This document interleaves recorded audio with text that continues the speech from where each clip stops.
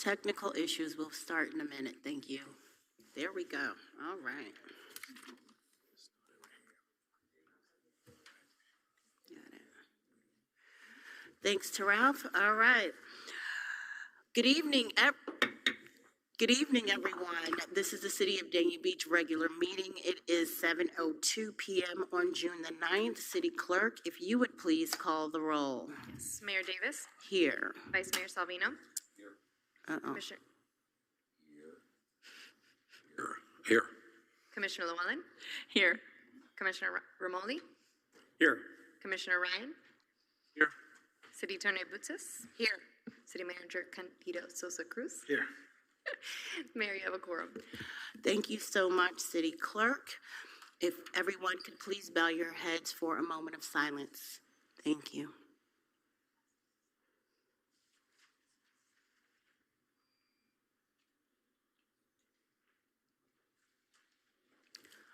Thank you.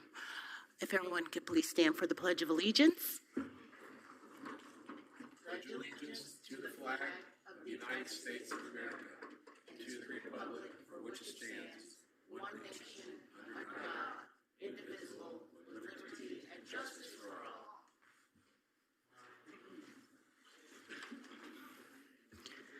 Thank you, everyone. City Attorney, if you could please read our statement of decorum. Yes, ma'am.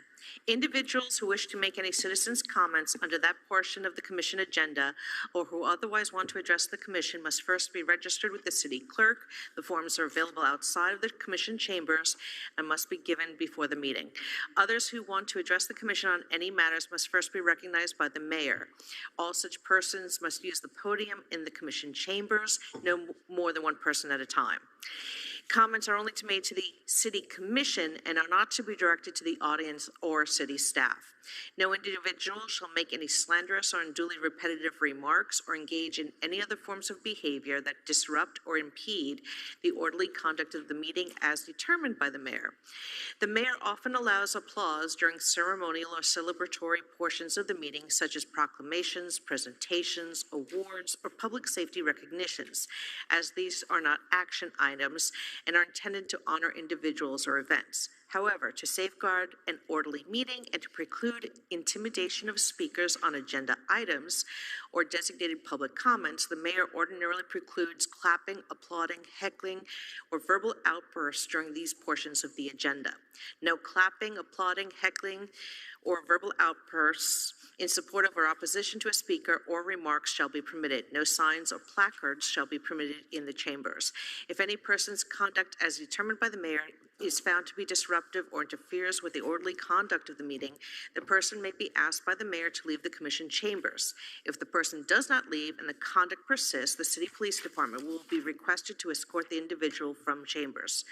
And please silence your cell phones. Thank you. Thank you, City Attorney. And now we will move on to presentations and special event approvals, item 3.1. I'm very excited this evening. I think we all are here on the commission, administration. Want to thank Broward County Property Appraiser Marty Keir for joining us this evening. Come on up, Marty. Thank you, Madam Mayor. I really appreciate it. And before I talk, I have to give a big shout out to, I think, is the best police chief by far in Broward County. It's that dude right there that can bench press like 600 pounds. And I say that, he's such a great guy. His dad was actually my SRO when I went to Western High School many years ago. And I'm just so proud every time I see him. And also, Madam Mayor, thank you so much for having me today. Thank you for the great work that you all do for the wonderful people of Dania Beach. Congrats to the new city manager. It's a pretty cool job to have that, and especially when you have a city like Dania that is really doing just some amazing things. And I promise I won't talk for too long, Madam Mayor, but what I was hoping to quickly talk about was just quickly where property values are right now, because I know you're going to be having your budget hearings pretty soon, and you're going to set your millage rate on those values, and that'll kind of give you an idea as to the amount of money that you're going to be able to use to operate to provide great services to the people of Dania Beach. And then also you all were nice enough enough to ask me to come speak today on the new property tax amendment and the impacts on the people of Dania Beach. And so I'm very happy to speak about that as well. Excellent. But before I just quickly do so I have my presentation here. Will it pop up there as well? Yes. Oh, great. Before I get to that, let me just quickly go through where Dania Beach is. Dania Beach, as you know, is just a booming place. I think it is pretty incredible to see where it is today. And as a matter of fact, I hang out here all the time, whether it's at Dania Point or Jackson's Ice Cream. I was telling Marco this just before. My wife won't let me get the kitchen sink, which I want to get very badly. She doesn't think it's sanitary for 1,000 people to put their spoons in the same thing, but we disagree about that.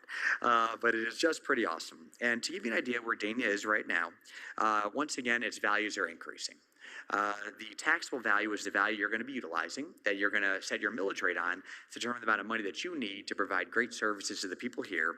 And to give you an idea, in 2026, the taxable value is going to be right about $8.327 billion, which is about 5.77% higher than it was the year before. And so here's what that means in just real money terms. What it basically means, if you keep your operating millage rate the same, which was 5.9998, you'll get an additional $2,726,000 additional this year over last year. And much of that, truthfully, is being driven by a significant amount of new construction that Dania Beach has put on the tax roll. I believe you're going to have about $117 million of new construction on the tax roll. And once again, property values are increasing because people are paying more money for their single-family homes and condos in Dania this year than they were the year before. And so I just think that's just very important to note about that. And on a personal note, I want to thank you all, of course, for your help with our Owner Alert program, which is designed to protect people from title fraud. More than 50% of all of your homesteaded property owners have signed up so far. And as a matter of fact, we've arrested and convicted a number of people who have stolen people's homes in Dania Beach. And we couldn't do it without the amazing help that you all have. Also, Lori, thank you so much for being such an active person with it. I really appreciate it. And the last thing I just want to mention is I really like seeing Mayor under your name. It makes me very happy. Thank you, Mark. But with that said, I'm going to quickly jump into the homestead exemption and the potential homestead exemption that's going to take place that will be put on the ballot in November. And just for the residents, let me tell you how we got here. About a year ago, you may recall, there was a gentleman in North Florida who got very upset about his property taxes. And he basically said, property taxes are horrific, we got to get rid of all of them. And he tweeted that. The governor just happened to see that tweet and he retweeted it. And when the governor retweets something, it kind of brings a big conversation into a very important issue. And so the legislature has been working on this matter now for more than a year. And recently, as you know, they did vote by a 2/3 majority in both the House and the Senate to place a proposed constitutional amendment on the ballot in November for the people of Florida to vote for or against. And just for the residents, for it to amend the Constitution, more than 60% of the people voting have to vote in favor of the amendment for it to amend the Constitution. And so what I wanted to do was basically give the people of Broward County just information. I'm not taking a position right now on the amendment. My goal is really just to provide them information, both the savings to them as a property owner and the fiscal impact for local governments, so that the residents can make the most informed vote possible. And I always like to say this to people, which is why this is very important. You know, as you know, when somebody's in public office that you think is not doing a great job, you can elect somebody new to that office. But when you amend the Constitution is there forever. And so having all the facts when you go and vote, I think is just very, very important, so you can make sure you make the right decision for yourself and your community. And so what I decided to do was to take the constitutional amendment and apply it to the 2025 tax roll. And I did that because the 2025 tax roll is the most recent tax roll that we have, where we have all the values that were set, and we have all the millage rates that all our local governments in Broward County set on that value. And we basically said that if the constitutional amendment was in effect today, this would have been the impact on the 2025 tax roll. And so the first page I'm going to click over to is this page right here. And before I do this, I do want to mention a couple other things that are very important. Is this ballot for the residents, when you go and vote, it does not include schools. And that's very important to note, because you're still going to be paying homesteaded property taxes in perpetuity to schools. That's not going to change with this. The second is, if you are a resident of Florida prior to January 1st, 2027, you will be able to, if it does become law, you'll be able to take advantage of the new amendment. If you move into the state of Florida after January 1st, 2027, you have to wait 5 years before you can take advantage advantage of this amendment, you'll be under the current system that we currently have for those 5 years. And so with that said, the first one I want to apply to is the Broward County Commission, and then I'll show you how it affects Dania Beach. And so you'll notice on January 1st, 2027, the first exemption that will be applied is a $150,000 exemption to everybody's homesteaded property. And in Broward County, you have 424,899 homesteaded parcels in Broward County. If this were in effect for that first tax year with a $150,000 exemption, the average savings for a property owner would be right about $1,325. Conversely, the Broward County Commission collected about $1.8 billion in property taxes that it utilizes to fund its services. If this were in effect for the first year, the Broward County Commission would lose about 10.8% of the taxes that it collects, and it would be about $194 million less than it would have collected if this was in effect. Dania Beach, as you'll see, is impacted not as greatly as the county as a whole. And that's because Dania Beach, even though it has a lot of residential properties, it has a significant amount of commercial properties, which really drive so much of your tax roll. And so in Dania Beach, as you can see, if a $150,000 exemption was applied on January 1st, 2027, there are 5,726 homesteaded parcels in Dania Beach. If this were in effect, the average savings for a property owner would be right about $1,361. You'll note that Dania Beach levied about $48 million in property taxes in 2025.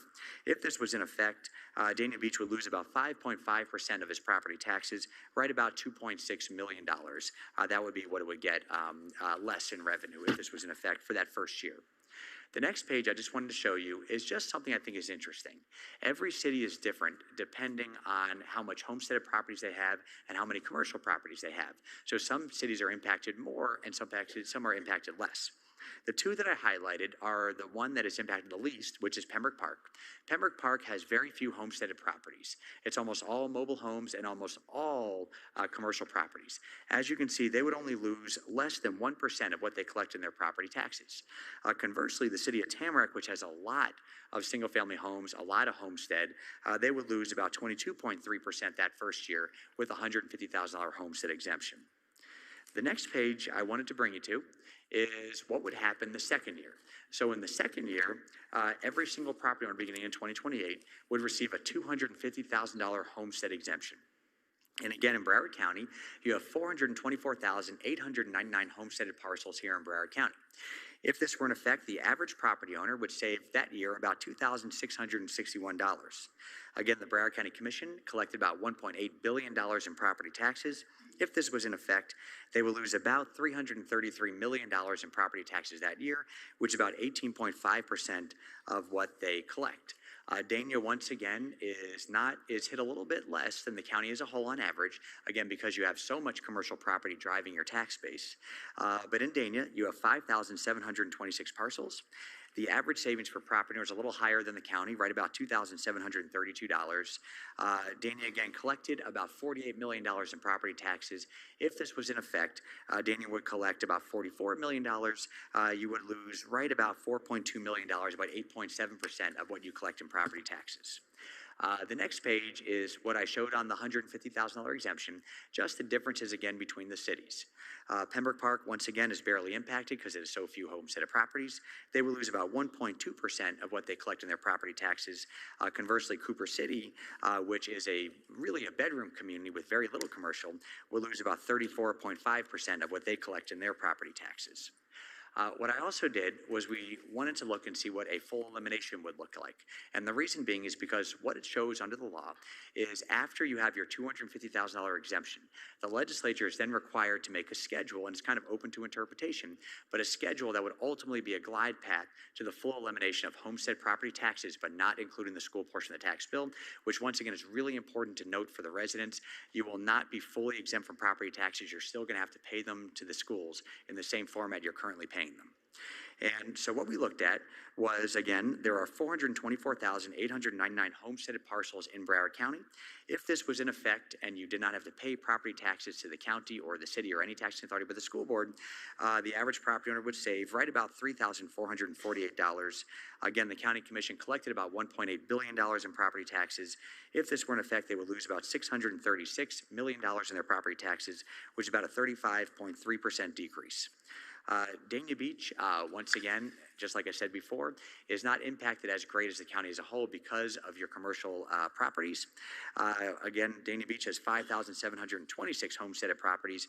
The average savings for a property owner would be about $2,158, and Dania Beach would lose right about almost $6 million, a 12.4% decrease of what they collected in their property taxes. This one is a really stark difference between how the cities are impacted. The two cities I highlighted once again are Pembroke Park and Parkland, and they are starkly contrasted to each other. Pembroke Park, once again, very little homesteaded property, very little residential. It gets hit by about 1.4% of its taxes. Parkland, however, is a pure bedroom community, has very little commercial. It's almost all homesteaded. They would lose about 75.5% of what they collect in their property taxes, which is a pretty significant number. I think that's just very important to note that. There's one more, Madam Mayor, that I was hoping to go through that does impact Dania and everybody as well. And not everybody's talking about this portion of the constitutional amendment because it pertains to commercial properties, non-homestead properties. So what the amendment also does is it drops how much non-homestead properties can be assessed at each year. So currently under Florida law, all non-homestead properties, commercial properties, non-homestead properties that are residential, others, they can't go up more than 10% a year except for the school portion of the tax bill, which has no cap. What this does, it actually drops it to 5%. So it'll basically say all non-homestead properties cannot go up more than 5% each year except for the school portion of the tax bill. And so what I wanted to do, I wanted to see what that would have meant if it was in effect for 2025. So we looked at the values in 24. We saw what we got in 25. We basically went back in time and looked at the values in 24 and increased them by 5% rather than 10% to see what they would have been in 2025 if a 5% assessment cap was there. And so in Broward County, you have 298,181 homesteaded properties, non-homesteaded properties. Broward County, as you can see, would have lost right about 1.5% of what they bring in property taxes if there was a 5% cap, about $26.4 million. Dania was similar to the county, where you have about 8,641 non-homestead properties. As you can see, there's more non-homestead properties in Dania than there is homesteaded properties. Dania would have lost right about $804,000, right about 1.7% of the money that it brings in property taxes. Madam Mayor, that is really the facts and the figures as to the impact of this potential amendment on the people of Dania and Broward County. And once again, I just appreciate so much y'all inviting me to come speak about it. And my goal from now until November is just to continue to do this, to be able to provide people just facts and figures, because I do think that everybody deserves to have the savings and also the impact of local government so they can make a really informed, important vote when it comes to November. But thank you so much for having me today. And if I sound a little tired, I had 5 cups of coffee like 4 hours ago and it's going down. So I do apologize about that. But does anybody have any questions, anything I can answer?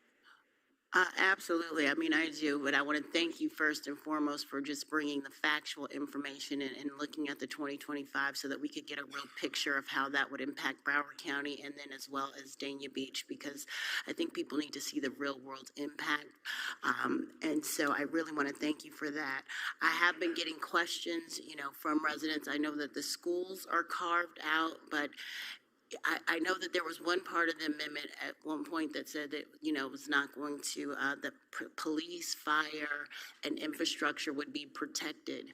But those services, it was unclear whether or not those services, what that really included. So I just wanted to, if we could go over that portion of the amendment that we had spoken about earlier, just so that people are clear on what that would be. Sure. So if it's okay, Madam Mayor, I'm going to read it because I think it's a very important question. And just for the residents, the amendment basically says what property taxes can be spent on. And that's very important to note. And I'll tell you a little bit of a difference. You may recall the proposed amendment the House had passed in the regular legislative session, which didn't pass, ultimately passed. What that basically said was that law enforcement funding and public safety funding couldn't drop below its current levels. This doesn't have that. This just basically says this is what ad valorem taxes can be spent on. And it specifically says ad valorem taxes levied by counties and municipalities shall be used only to provide for public safety, including law enforcement, fire service, and emergency medical service, provide funding for education and public schools, finance or refinance infrastructure, including expenditures on road and bridge construction and maintenance and stormwater control, finance or refinance natural resource projects, including flood control measures, issue local bonds for uses consistent with this paragraph, and to make debt service payments for existing obligations, meet obligations for retirement benefits of local government employees, or, and this is the last one, and this was a new one that they added at the end, fund the operations and administration of county officers and commissioners established under Article 8 and municipalities, and expenditures approved by such county officers or county municipal governing bodies, except those expenditures prohibited by general law. So those are the only things, if this passes, that local governments will be able to spend their tax dollars on. And I will say this, the only one that's a little bit broad that I think will be interpreted probably in the implementing bill by the legislature if it passes is the provision that says municipalities and counties may fund the operations and administrations and the expenditures approved by such county officers or county or municipal governing bodies, except those expenditures prohibited by law. And so I think they'll probably get more detailed into that in an implementing bill. So that has some room for interpretation under the general law. Yes. Okay. Thank you so much for that. I do have another question because course. the residents have been asking. So I'm just going to make sure that we have our subject matter expert here that I'm going to ask thank these questions that I received. Does this proposal, does it only apply to homesteaded single family homes? That's such a great question. It applies to all homesteaded properties. Okay. But here's the very important thing for people that they just need to understand. The way that it's set up, it's not going to apply to every single homesteaded property at over some time, and I'll tell you why. So if you are a resident here in Broward County or Florida, prior to January 1st, 2027, you don't have to own a home, but you have to be a resident. You will qualify for the new homestead exemption. However, if you move in here, again, from another state after that time period, then you're under the current existing law and you have to wait 5 years. But when it comes to the actual types of properties, it's all property that is homesteaded. Property would apply to. Thank you, and that's a really important point because people are residents, and that's why I think some of the argument was like, well, it will help renters be able to afford homes, and then, there's an argument against it. So I won't get you into the argument, but I just wanted to clarify, that it was all homesteaded properties, including the single family homes and all condominiums, townhomes, and all of that. Oh, yes. Okay, and then this might touch a little, I might have to do it with my finance department. We are able to increase the tax on these commercial properties, right? And so the commercial properties can be capped at, was it 5% you said? So the one thing I can speak about is the value portion of it. Okay. When it comes to the adopted millage at that time, it's definitely better if it's okay for the finance director to jump in. I will save it for her. But that's okay. But for what I can tell you is what the millage can be levied on. Okay. And so right now, on non-homestead properties, if the market keeps on going up the way it does, and lately, as you know, over the past number of years, the non-homestead market, especially commercial properties, have really increased because they're really valuable and they're very, very, they're making a lot of money. They've been great for the community. And so right now, if it goes up more than 10%, you can levy your millage rate on up to 10% of value, of additional value. This would say you could levy it on up to 5% of additional value. So it's about half of what you could, if that makes sense. Okay. Thank Great you, question. Marty. Thank you. All right. So I'm you. going to let somebody else talk now, but thank you so much. I do appreciate that because the residents were watching and asking about those. Oh, thank you. And thank you for the great job you do, Joyce. I really appreciate it. Thank you, Marty. Vice Mayor? Hi, Marty. Hey, I Marco. just got one quick question for you.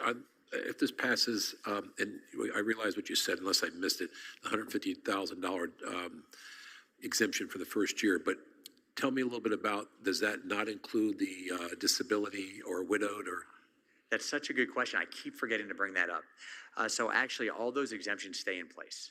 So if you have think about as moving the $50,000 current exemption up to $150,000 for that first year. But still, if you were entitled to the widow's exemption, you would get that as well. The senior exemption, you'd get that. If you were a 100% disabled veteran, you'd still pay no taxes. So all those exemptions would continue to apply the way that they do. So basically, if the $150,000 exemption, then if you're widowed, you get another $25,000, and senior, you get another $25,000 on top of that? So it depends on the exemption. So the widow's exemption is a $5,000 value exemption. How much? $5,000 value. Basically, and I have to clarify this as well, because sometimes people think they save $5,000 in their taxes. It's about $100 because they're just not paying taxes on that value. Okay. But you can stack all the exemptions. So once you get this, if you qualify for the widows, the senior, other disability, those are all still in effect. Okay, thank you. Great question. I'm so glad you brought that up because I keep forgetting to do that. I'll follow you around to remind you. Absolutely. Thank you, Mark. And I have to tell you, 12 years went so fast, and it's and if I could just add this, so I was talking to Marco, and he's been on the dais for 12 years, and Dana's always been a great place, but I think about Dana, how far it's come in 12 years, how amazing this place is. You all have done an incredible job. Like, it is just awesome. So, sorry, I didn't mean to digress, but I just think it's really great. You've done a great job, Marco. Hey, Lori. Did you, she didn't? Oh, thanks. You've answered all my questions. Oh, thank you so much. I really appreciate it. Okay, any other questions from the dais? Okay. Excellent. All right. Well, thank you once again for your expertise, for your smile, your energy, and keeping us informed the way that we should be and using the facts in order to help us. So we greatly appreciate you always coming and giving your expertise. Thank you so much, Marty. Thank you, Madam Mayor, and thank you to everybody out there as well. And if there's just one request, if you could just keep this forever, please keep your same police chief forever, because I love this guy. You know what I mean? He's awesome. And what other police chief do you know that could literally bulldoze an entire football team? That's how big he is. So it's like, Trust me, we want to keep them. We might have to Thank you, everybody. Have a great day. Thank you. Have a great night. Thank you, Marty.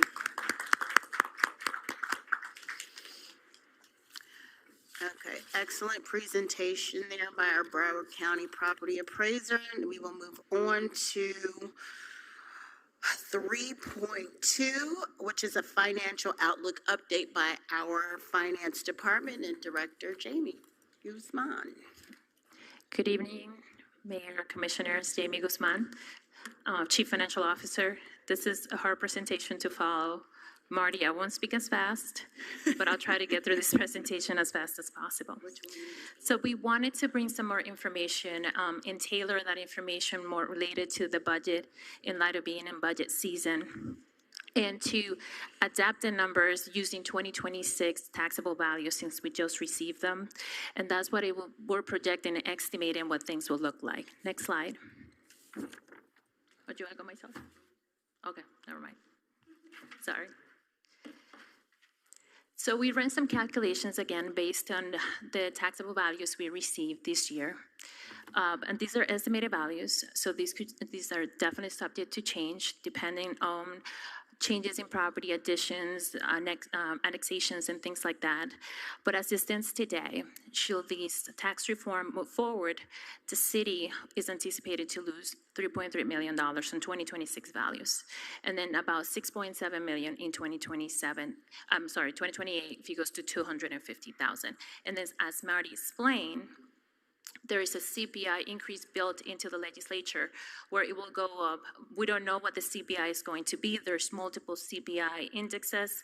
They haven't identified which one is going to be. So that will be coming next once we have that full information.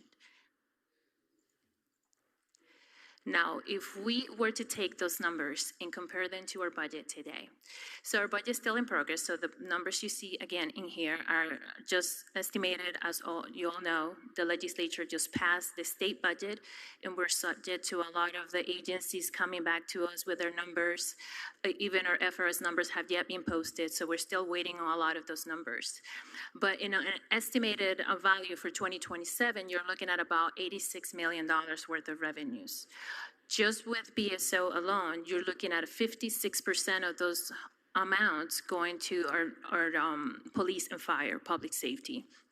As you heard from Marty, there's a lot of restrictions now. So typically the way the budget works is you take that pool of money and you utilize them to cover all services, right? So we'll take the property tax values, the state revenues, yes, and then we just cover all services citywide, projects, maintenance, everything goes into that budget. Now that we have restrictions on the funding, we have to piecemeal the budget moving forward to be able to allocate the funding where we can, right? Now that we're gonna have restrictions when the tax reform goes forward of how we can utilize that funding.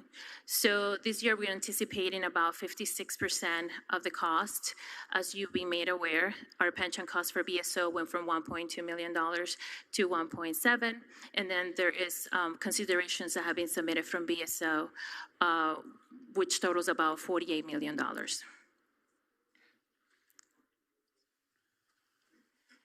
Now, what will 6.7 million will look like? Just to give you a perspective of what the city will be contemplating in reducing as far as services. And by the way, I just want to clarify for my peers, this is not what's going to happen. This is just an example. I don't want anybody to walk out of here thinking my division is in the chopping block or anything like that. It's just an example of what it will look like should we lose about $6.7 million. That would represent a reduction in our CRA, a reduction in our special events division, a reduction in community development, co-compliance in any community programs, including grants and sponsorships. Now, obviously, this will have to be a decision that will be a joint effort between the administration and the city commission, if and when it comes to that moment to make changes, because there will have to be reductions once the legislature goes through. And I just want to let you know, we're very closely monitoring every change that is happening at the legislative sessions, anything that's coming, the revisions to the ballot, anything that's coming, we're paying close attention because we want to make sure, one, that we're in compliance, two, that we're being strategic with the budget and making sure that everybody, including the commission and the residents, are fully informed as to what the city is doing, how the budget's going to work, and any changes in the tax reform. So thank you for your attention. So if you have any questions, I'd be happy to answer them. Okay.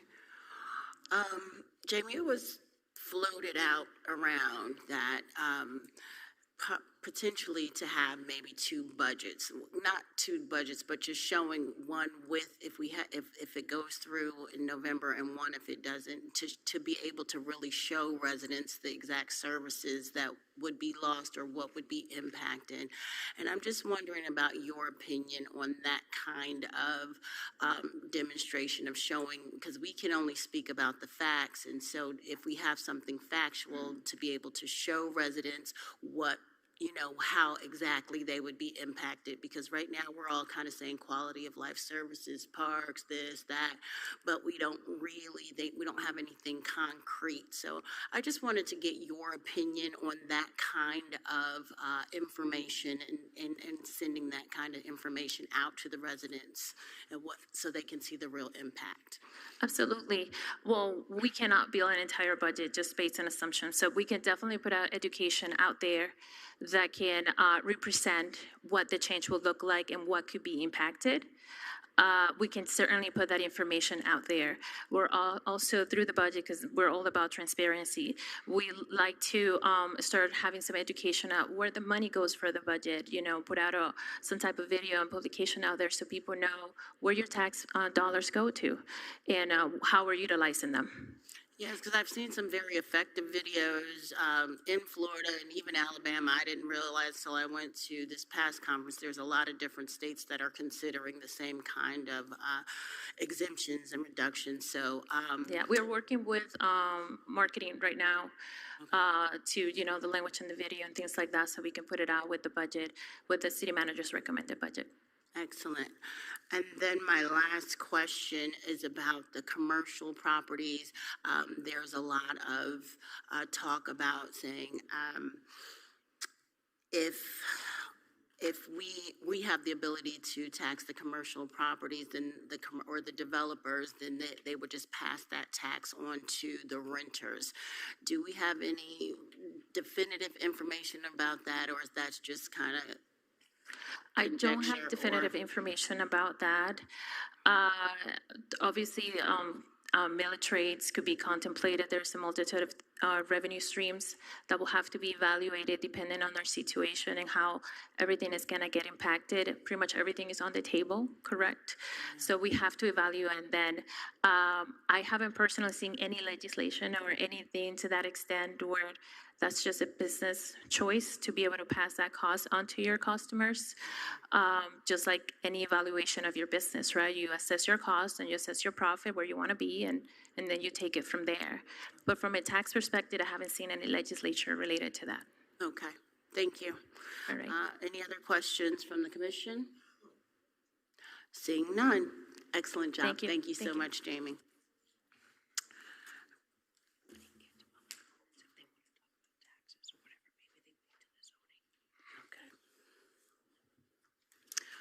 All right, next we have item 4, which is the proclamations.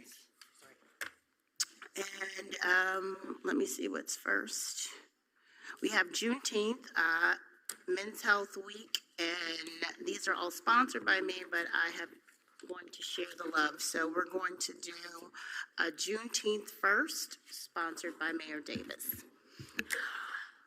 Whereas on September 22nd, 1862, Abraham Lincoln issued Emancipation Proclamation declaring that as of January 1, 1863, all enslaved people in the rebellious states would be thenceforward and forever free. Whereas it took almost 3 years of conflict and loss to bring about the end of the Civil War and ratification of the 13th Amendment to the United States Constitution in December 1865 to officially end slavery in the United States.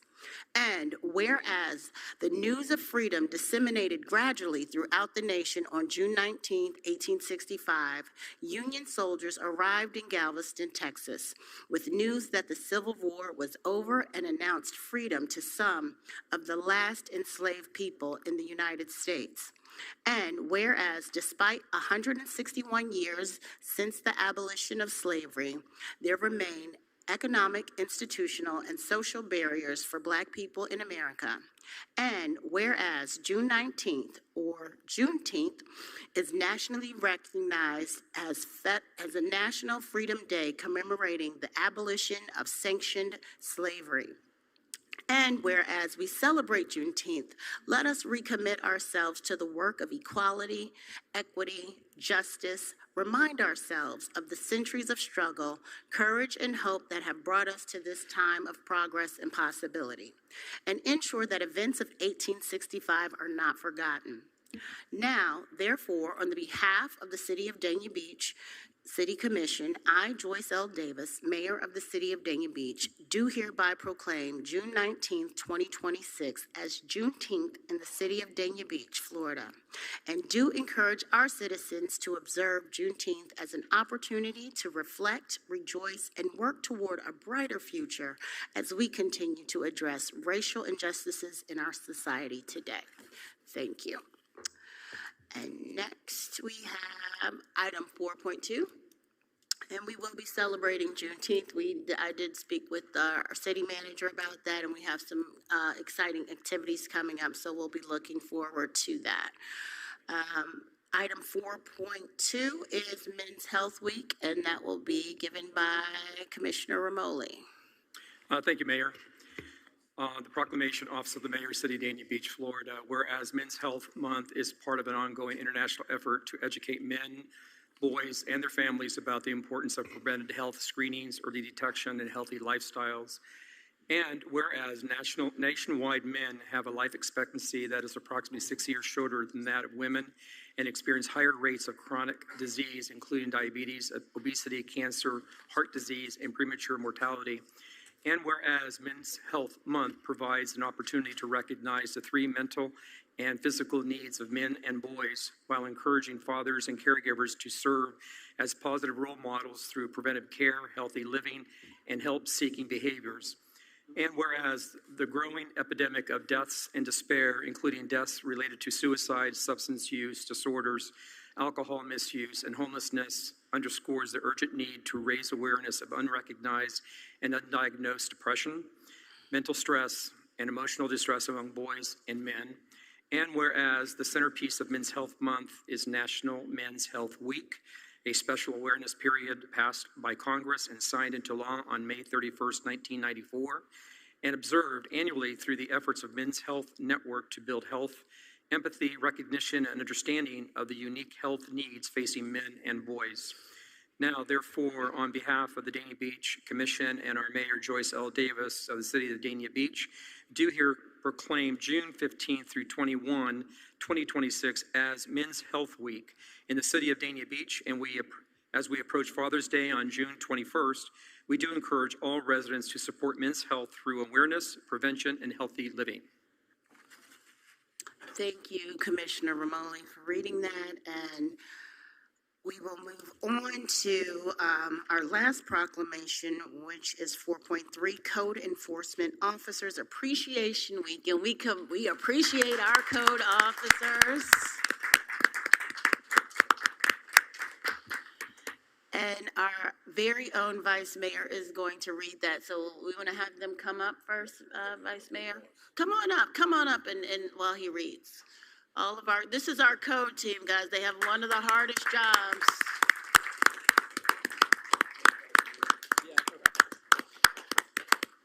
Not easy being a code enforcement officer. Lead them. This is our wonderful team. Absolutely. Oh, sorry. Vice Mayor? Thank you, Mayor. I'm going to read a proclamation from the Office of the Mayor of the City of Dania Beach. Whereas code enforcement officers provide for safety, health, and welfare for the citizens of this community through the enforcement of building, zoning, housing, animal control, fire safety, environmental, and other codes and ordinances. And whereas code enforcement officers are often not credited for the jobs that they do in saving lives and improving neighborhoods. And whereas every day, assisted by support program staff, they attempt to provide quality customer service to the public for the betterment of their community. And whereas code enforcement officers are dedicated, well-trained, and highly responsible individuals who take their job seriously and are proud of their department and the local government within they serve.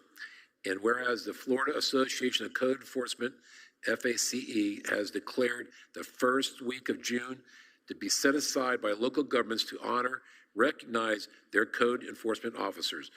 Now, therefore, on the behalf of the Dania Beach City Commission and our Mayor, Joyce L. Davis, Mayor of the City of Dania Beach, Florida, do hereby proclaim June 1st through 7th, 2026 as Code Enforcement Week, Officers Appreciation Week in the City of Dania Beach, and do encourage our citizens to join this commission in expressing appreciation for their dedication and outstanding service provided by these individuals who serve as our code enforcement officers. We're going to take a photo. Come on up. Eric? Stay up here and let them. I'm going to join in this one. Yeah, There's absolutely. Yeah.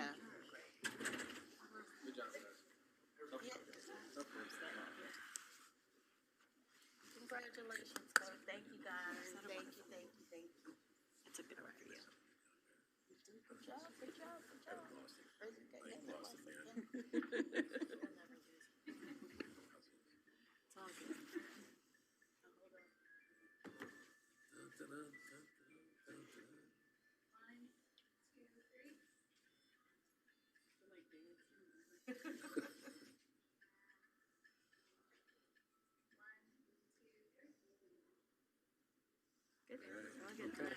Good job, guys.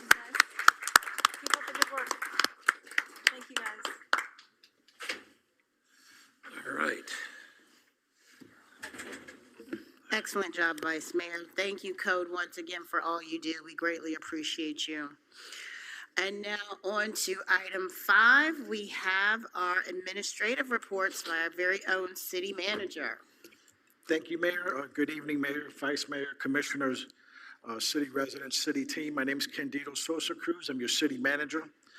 Speaking about code enforcement and code compliance officers, This first item is a part of the hard work that our code compliance team does.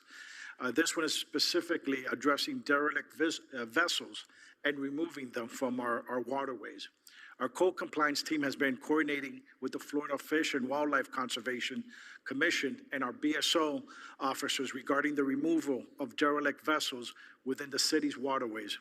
Currently, 3 derelict vessels remain under review and remediation efforts are on the way. One vessel located in the 4400 block of Southwest 42nd Terrace is scheduled to be relocated by Broward County for use as an artificial reef upon completion of the county's marine project. A second vessel located at the Griffin Marine Park is currently undergoing the approval process through FWC. Once approved, FWC will issue formal authorization allowing the city to proceed with removal operations. And a third vessel located near the first one remains under review by FWC for determination next steps.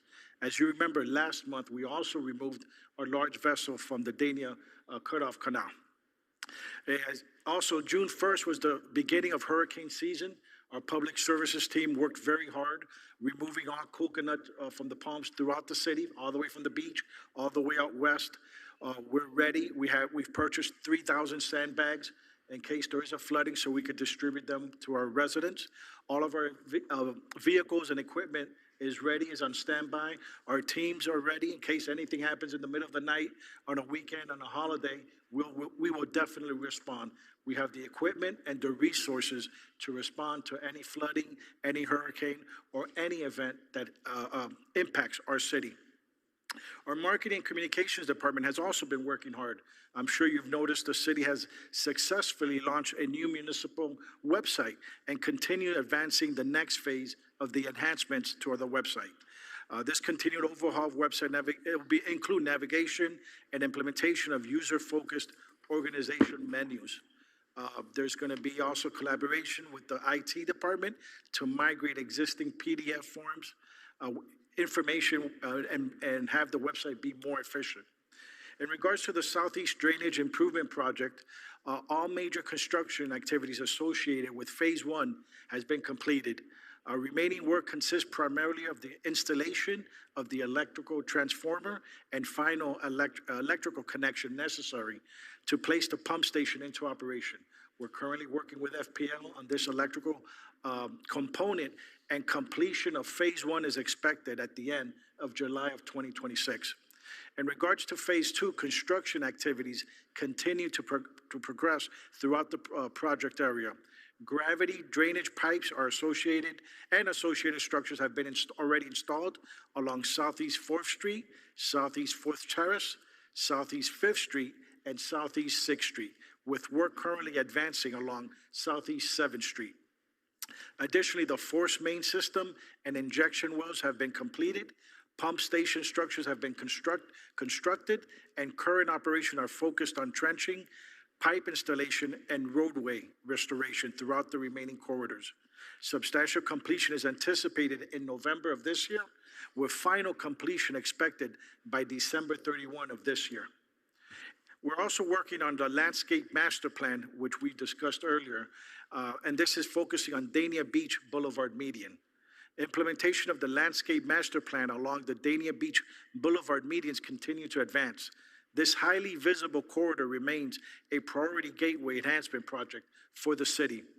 Bid specifications have been finalized, with bid award anticipated by mid-July, and construction activities expected to begin in August, with project completion projected by the end of November, beginning of December of this year.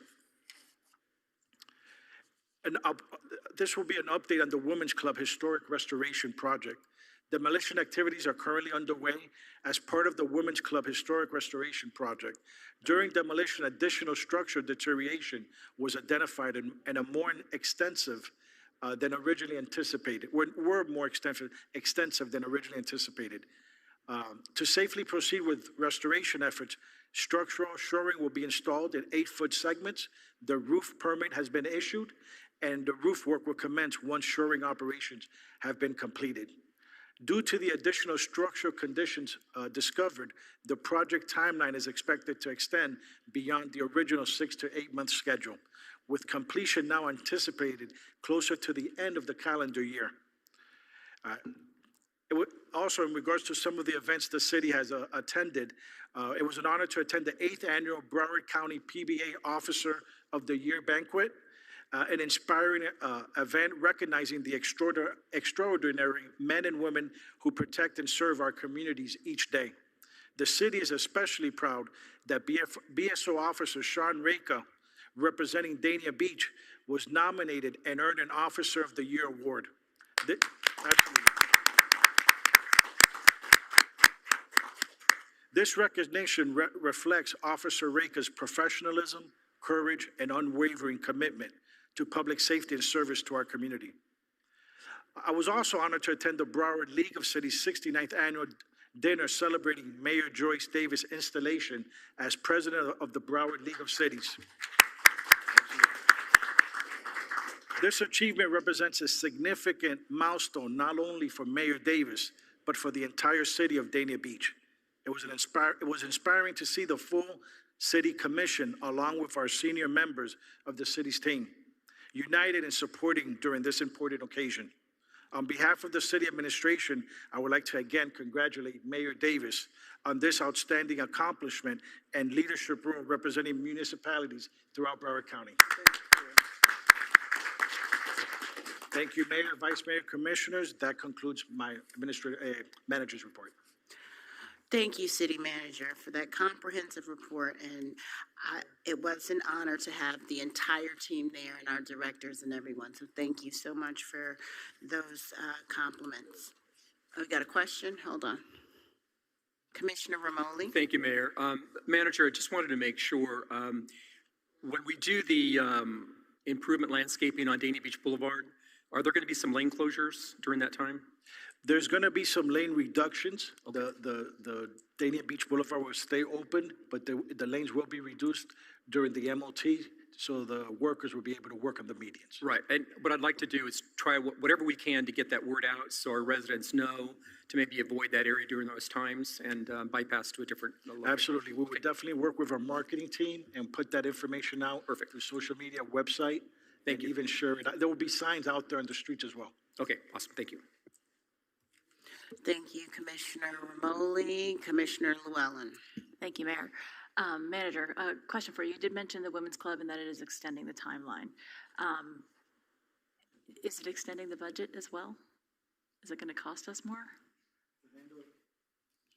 Fernando, if you would like to come up to the podium, please.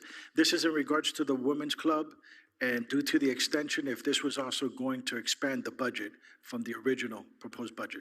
Yes, they found some. We found some structural items to take care of as we opened the interior of the building, and so that will require additional time and cost. I don't have the numbers right in front of me right now, but there's going to be an impact in time and cost to the project because of unforeseen circumstances. And remember, Commissioner, each budget has a contingency line item. Typically, it's between 5 to 10% to cover these unexpected costs. As I expected. I just wanted to see if that was also going to be part of it because I'm sure that's something that we'll be talking about as we go down the road, perhaps. Absolutely. So, thank you. Thank you very much. Thank you, Commissioner Llewellyn. Commissioner Ryan. What was the total cost for the renovation of the Women's Club? 800,000, right? Somewhere around there? I don't have the number in front of me, but I would definitely, after this meeting, get it and provide it to you It's tomorrow. somewhere around there, right, Fernando? Around 800,000? Okay. Like I don't want to go back on it, but I think that should definitely cover, all of our expenses that would incur on top of it. For $800,000, you could build a brand new one of those buildings. It's a small 1,200 square foot building. It's made out of wood. So, I think 800 grand should cover it all with or without an extension. Thank you. Thank you, Commissioner Ryan. If I have no other further comments for the commission and the city manager's report is complete, then we will move on to item 5.2, which is the city attorney. Good evening, Mayor, Vice Mayor, and Commissioners, and everyone in the audience. I do not have a report tonight. Thank you. Thank you, City Attorney. We will move on to item 5.3, City Clerk reminders. Thank you, Mayor. Your next meeting is scheduled for June 23rd, which is your City Commission meeting beginning at 7 p.m. Then following that, you have your meeting in July on July 7th, which will be your one and only meeting in July, starting with your CRA at 6 p.m. and City Commission following at 7 p.m. That's all, Mayor. Thank you. Thank you so much, City Clerk.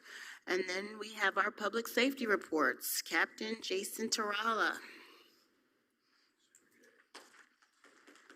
Thank you very much. We do just love to clap for him. Good evening, Mayor, Vice Mayor, Commissioners, City Attorney, City Manager, City Clerk. First, I always like to thank Marty Kerr. He's amazing, and he's probably my biggest supporter. And obviously, I love it when he comes here, and I have a special connection with him because obviously he knew my father for many years, and he always says amazing things. So he's just a positive person to be around, and he's fantastic. Yeah. So as the city knows, and this commission knows, the city manager, we had a very big event that took place on Saturday night at Dania Point. I want to start off by saying it's not anything related just to Dania. We all know this is a national trend, and unfortunately they're growing and they're coming more consistently throughout the entire nation. So we were notified about a month ago that there was a planned Dania Beach takeover, juvenile takeover event coming. We were monitoring it through our social media accounts. We were getting ahead of it. Myself and the city manager had multiple talks about it, came up with a game plan. We met with Kimco, and I also met with the Hollywood Police Department and as well as the Florida Highway Patrol, and we came up with an incident action plan. And that night alone, for approximately 1 month prior to the event, social media platforms including TikTok, Facebook, and Ring contained numerous posts advertising a planned takeover event at Dania Point Shopping District. Based on intelligence gathered and prior experiences with similar events, coordinated operational plan was developed to prevent the large-scale disturbances, criminal activity, and disruptions to legitimate patrons and our businesses in Dania Point. A total of 24 Broward Sheriff's deputies were assigned to the operation. Additional law enforcement resource officers were provided by the Hollywood Police Department, which deployed approximately 15 officers in their jurisdiction on the area of Oakwood Plaza.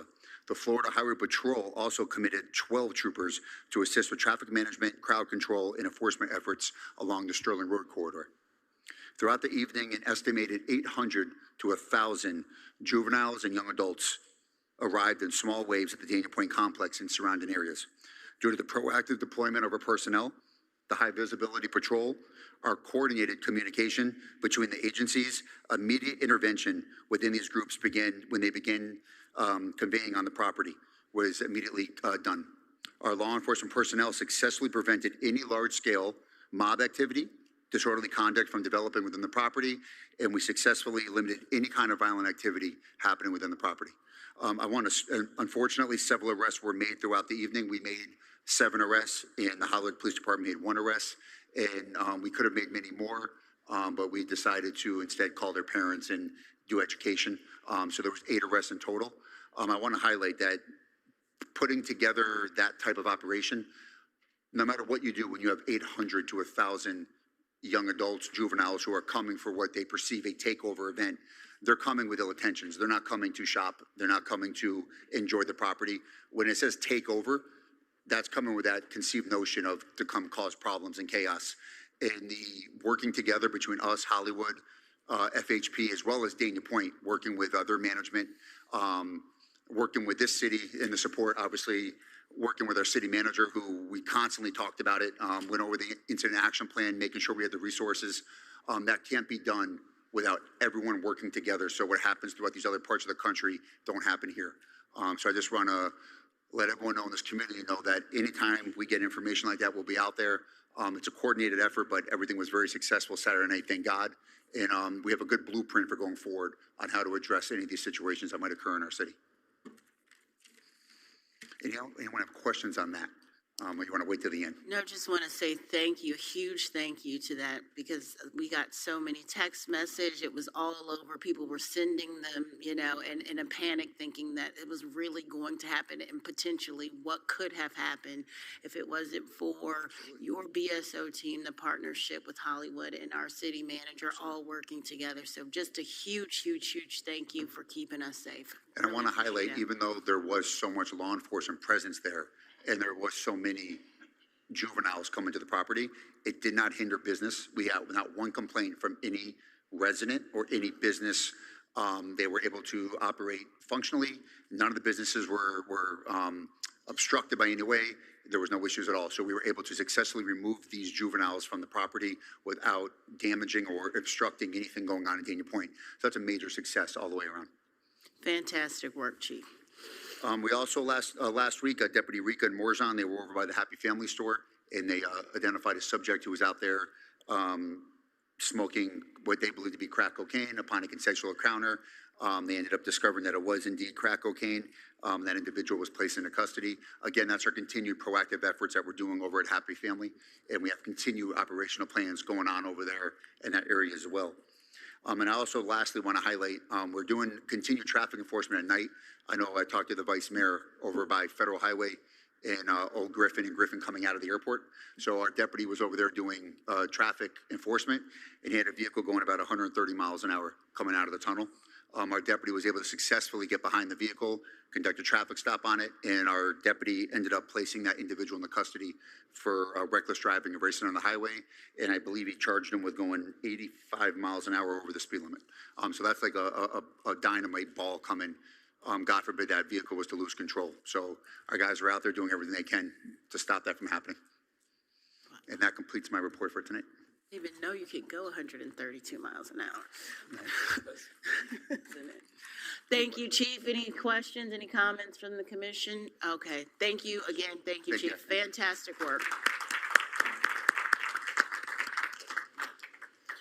And next, we have our very own Chief Pelliser, BSO Fire. Good evening, Mayor, Vice Mayor, Commissioners, City Manager, great team of Dania Beach, and all our fine citizens in Dania Beach. During the last couple weeks, our life safety educator has been pretty busy. I'll start off with during the month of May, he did CPR, hands-on CPR training for all our city team. And then we did some national heat stroke prevention awareness at Walmart for our citizens, along with the successful working with our police team with the successful Splash and Learn water event. He's also very busy doing car seat installations. People drive up to our office and ask for us to help them put in their car seats. And I was watching him work. It is so hot out there, but he gets it done. And he was out there one day with the lady holding an umbrella over him, but he got it done for her. So I commend him for working under any condition, getting those car seats in, because I've tried doing it myself, and it is very hard and very hot to do, especially in this humidity. Also, over the past 2 weeks, attended a lot of emergency management meetings, and we completed our city emergency management plan. I want to thank every single director in our city for having input and getting all the paperwork back so that it can be completed, and especially our city manager and deputy city manager, because it helps when you have a team doing all the work, reviewing, making sure that our plan is ready to go for hurricane season. And speaking of hurricane season, I remind our citizens out there listening and watching to please have your plan ready. Make sure you have everything ready to go in case we get a storm. Hopefully we won't. And the good news is our Rescue 201 that, I talk about refurbishment and fixing our rescue trucks all the time, but it's completely refurbished, it's back in service. We put it back in service, and now we're waiting on our fire truck to come back. It's almost done, so as soon as we get that done, then we'll do a push-in ceremony with both trucks. And that's all I have. Thank you very much. Thank you, Chief. But I have something for you. Speaking of pushing trucks and trucks. And I don't think anybody knows this. I just came back from the U.S. Conference of Mayors, where the General President, Ed Kelly, requested that I be a panelist for the apparatus crisis and what mayors need to know.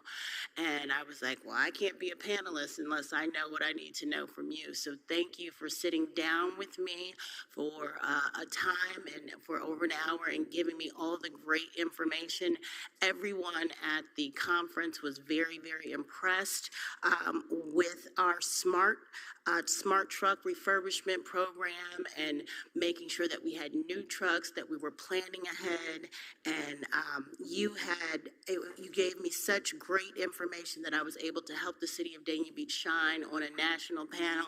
And it really makes a difference to be able to have your expertise. And I talk so well about you that they even joked about coming to steal you. So I told her, you'd have to go through me first. I might look nice, but not when you come to try to take my chief. So I just wanted to let you know how grateful I am and how your proactive measures really help save us costs by planning in advance. And of those 4 years, other cities had not been doing that. They have not been pre-planning, and apparently there's a monopoly on the market that is really rising and driving these costs up. So thank you for your expertise, and thank you for helping the city of Dania Beach shine at the U.S. Conference of Mayors. Thank you so much. Well, thank you very much, but I couldn't do it without the support of this commission, without the support of the city manager. And it's hard, it's hard to do things sometimes when you don't have the support. But for me, it was very simple to do because I've always had the support from day one. And it's about, being number one, in your hearts. Station one's number one in your hearts. And that's what we believe, and that's why we work above and beyond. Thank you. Thank you, Chief. All right, next up, we have citizens' comments. And so at this time, I'm going to ask if there's anyone who is here to talk about item 11.2, to save your comments for that item when it comes. So if I call you up and you're here to talk about item 11.2, then please wait until that time. And so I will just move forward with the rest of the citizens' comments at this time. And I believe, or if you have, okay, here we go. Marco Silva, are you here, Marco Silva?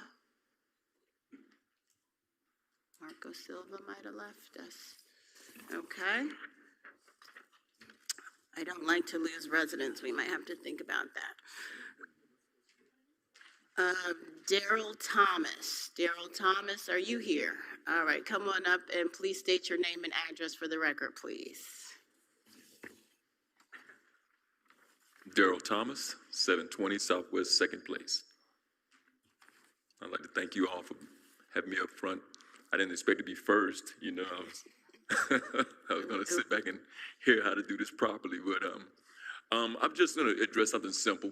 It was I was in the military for 24 years, retired, and I'm a very people person, and I love Dania. I love Dania Beach, and I've been here. Me and my wife Pam, we've been here for 5 years, and we love it.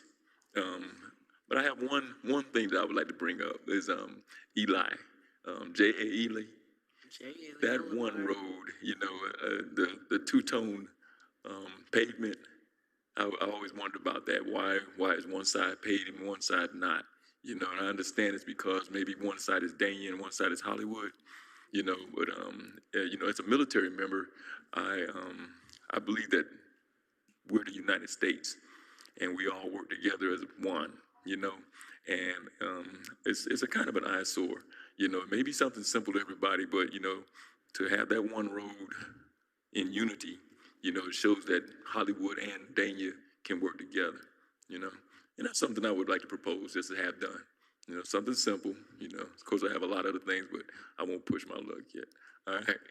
Thank you, Mr. Thomas. And I think some part of that road is Hollywood's, isn't it, city manager? So we can try to have those discussions, but thank you so much for bringing it up because you're right. You know, we're sister cities. It's like playing on the river on the bank. One side is Hollywood, one side is Dania Beach. And so it would behoove us to try to work together. So thank you for your comments. And thank y'all for having me. And thank you Thank for you. your service. Yes. Also, I appreciate y'all. Thank you. Up next, we have Cheryl Robinson. Cheryl, please come up and state your name and address for the record, please. Yes, Cheryl Robinson, 1013 Foster Road, Hollandale, Florida. Yes, I am here for the people. I am here for, like you said, the connection of the sister cities. I feel like Hollywood, Danny, Pimble Park, West Park, Hollywood, all that, we got to do better as commissioners, guys. Even right now, as election comes, I see a lot of taking the pictures with the senators, everybody endorsing who they want to endorse. But I'm here to let the people understand what does that really show in leadership if that leader can smile and take pictures with another commissioner in a city that's neglecting their people. We got to really start putting accountability in these cities, guys. And I'm not here to really scrutinize you guys. I'm here to let you guys know I am here, Hollandale seat commissioner too. And when I become the commissioner, I'm here to network with other commissioners. I don't believe in dividing when it comes to the people and the needs of the people. Another thing I would like to motivate all of the youth and other people and the natives to start standing up and going for these different type of seats and things. And forget if you qualify, see how your heart and your soul is and your mind. Because these seats are to serve the people. And a lot of the commissioners and officials that I done came across, they forgot that. I'm also here to endorse Aaron Hollis. He's going to be running. He's a native in this community. No, he might not have the professional background and everything as a lot of these commissioners here, but he is from this city, born and raised. Again, we don't believe in dividing. Danny, Liberia, all us, we represent. Now, when we're a little younger, whatever, we might fight a little bit and go through it and want to say who better or whatever, but now it's all love. You get what I'm saying? Because we all in the struggle. We all want great things for our community. I just pray and I just hope that we have a great race because I know it's the Danie's at large right now. And I pray that we stop letting a lot of these officials that had their time to shine to stop having influence on what's going on. We need to know and go what's going on now. Everybody had their time, and I'm here to let you guys know the Northwest side, we're tired and we're ready to have our time. We never really had any representatives on our side to really represent. Shout out to Tamara. She did a little something. But even that, I don't feel like she was the full representation of the Northwest side because a lot of us came from poverty struggles and things like that. And although those things happen, we are here, dressed in suits, felons and all. And we are here to stand because we love our community for real. Born and raised in these communities, went to school here. And you know, a lot of us, we failed with leadership. We lead in the wrong things, but we're here to lead our people now. I'm here to lead my community and I'm here to stand up for my people. Thank you guys for the opportunity. And let's take these fees away from the park. It's ridiculous that we spend all that money on the park and we charging the residents fees. Thank you. Thank you, Ms. Robinson. Now we have Mr. Aaron Hollis.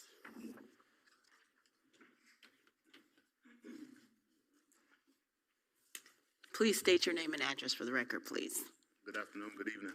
My name is Aaron Hollis. My address is 1100 Northwest 1st Street, apartment 2, Dania Beach, Florida. I'm not here to point the finger at anybody or anything like that. I'm here to restore love back in our community. I'm a lifelong resident of Dania Beach and Hollywood, and I'm here to represent that. There's an issue really there's several issues that I can talk about, but I just want to talk about one issue, and that's our kids in our neighborhood.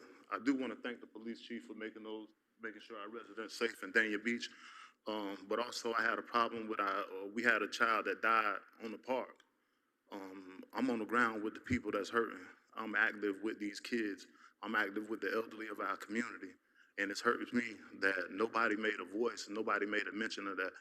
That kid's family's just sitting out there with a billboard poster, and that's all they get from the people. I represent the people, so I'm up here to lend my voice to express my concern for our children in the neighborhood.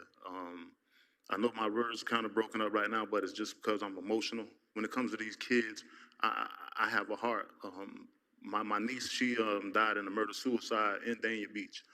My heart goes out to the children of Dania Beach as well as all over, and I'm actually here to represent those children. I come in peace, I come in love, and I'm looking forward to work with anybody in this area, in the city. Thank you. My name is Aaron Hollis. Thank you, Mr. Hollis. All right, we are going to move on. Let me see here. MJ, I think she's gone. Mary Jane, MJ. I call her that because that's her email. Okay. No Mary Jane. I think all the rest of these are 11.2. Unless you're not. David Reich, you're 11.1 though. Are you 11.1? Then we'll wait till 11.1. You have a regular comment. This is your comment? I have a regular comment. Okay. Please state your name and address for the My record, name please. is Dave Reich, 4161 Southwest 22nd Avenue. And I'd like to talk about the North Ravenswood area from Dania Cutoff Canal north, the railroad right-of-way on the east to on 84 where Dania goes up there to the west side where Dania ends on different angles. That neighborhood has been improving. It was like a mess for like the last 5 years when they were doing all the 595 and 95 work, and that's all ending now. They opened up Ravenswood Road. But I'd like to ask the city to put some effort into that neighborhood.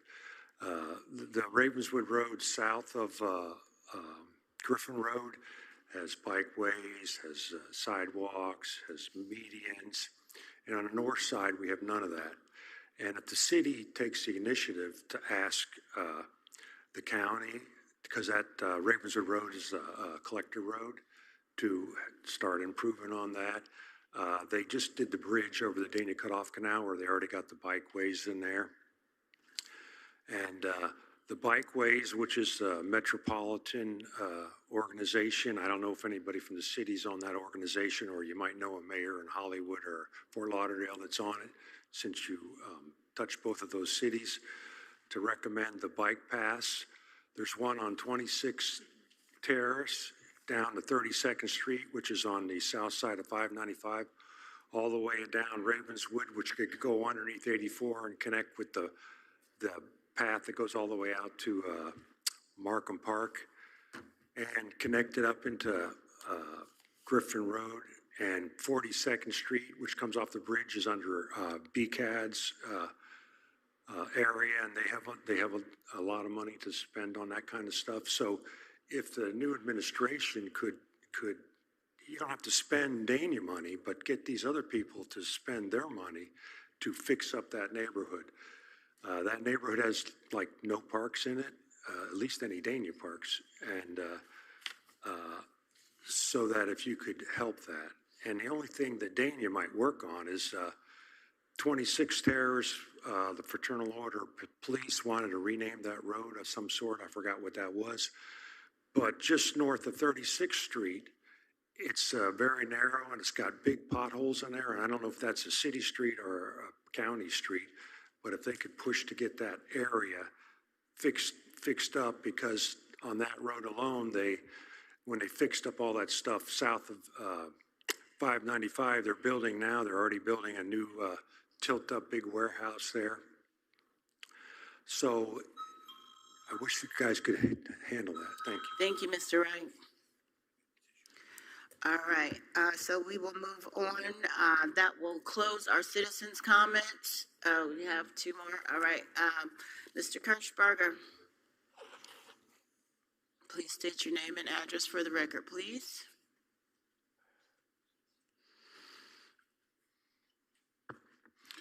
Good evening. My name is Robert Kirchgraver. I live at 2725 Treasure Cove Circle in Dania Beach. I've been coming to these meetings now for quite some time now, certainly last about 6 months-ish. And I come up here and I usually end up getting shut down by time. But what really concerns me is that the citizens, at least my personal experience, is that I ask questions and no one on the council ever gets back to me on anything. Thank you, Mr. Kirchgraber, for your time. Thank you, thank you. And nothing that I ask, and because we can't ask the mayor or the vice mayor or a specific commissioner based on your asks or rules of decorum, no one ever gets back to me. I'm still waiting for a call back from one of the commissioners. Hasn't called me. That was months ago. Is that how we do business? Don't y'all work for us, the citizens? And if we have questions and we're shut down and we try to call, I can never get through. I leave messages.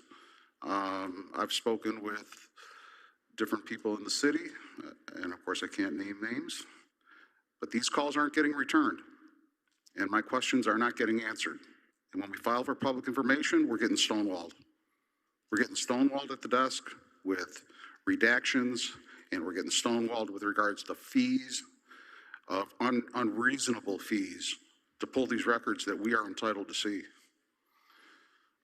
The other thing I'd like to bring up is that, once again, I looked at our Veterans Park outside, and it's a beautiful mural.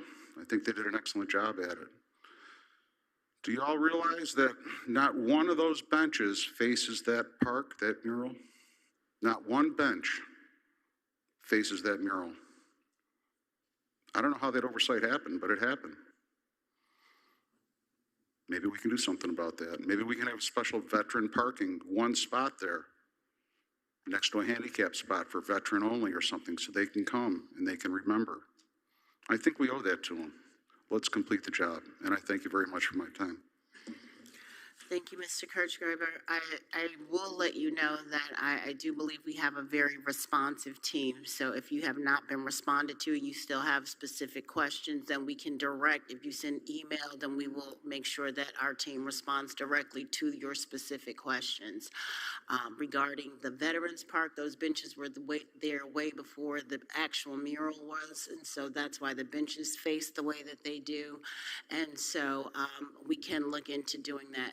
And I do like your idea of a veterans parking space in front. I've seen it we have the Purple Heart City, and then I've seen it in Sunrise where they have a Purple Heart parking space. So we can look at different things, but I do apologize if you have not been responded to, and we do look forward to being responsive in the future if you put it in writing. Thank you. Mr. DeRosa, please come up and state your name and address for the record, please.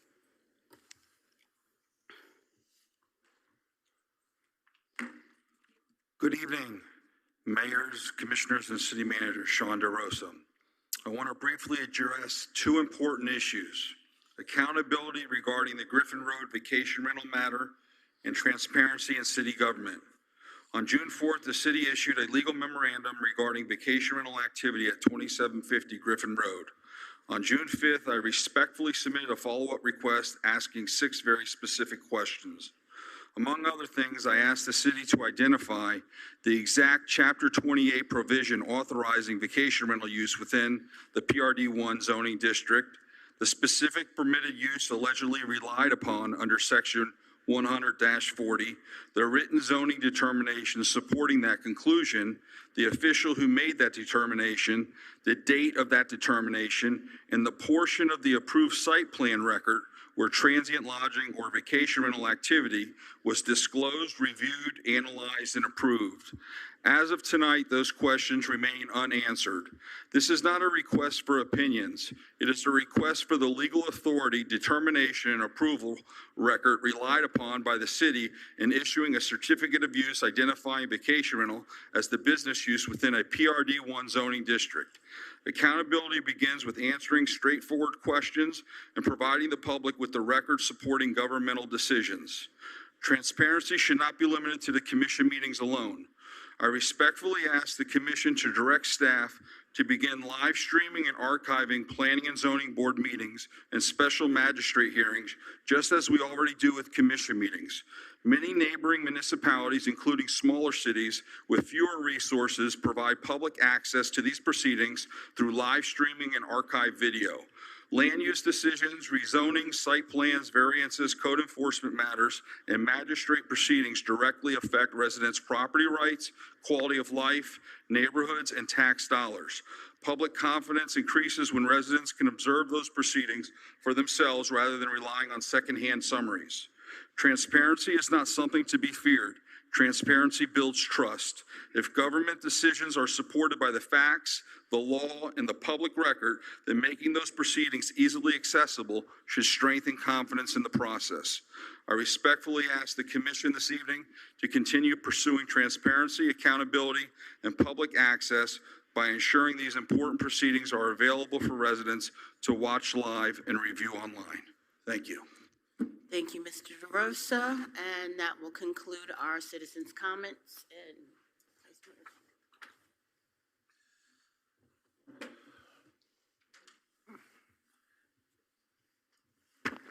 The mayor just retired. Okay, we're going to move on to consent agenda. My time's up?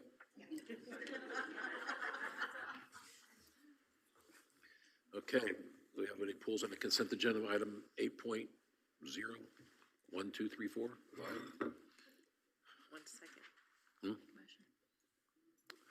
Well, push the button. No polls, but I'll make a motion to approve the consent agenda. We got a motion to move, and you have a second? Second. All in favor? Aye. Thank you. All right. That was quick. All right. Item 9.0, bids and requests for proposals. There is none.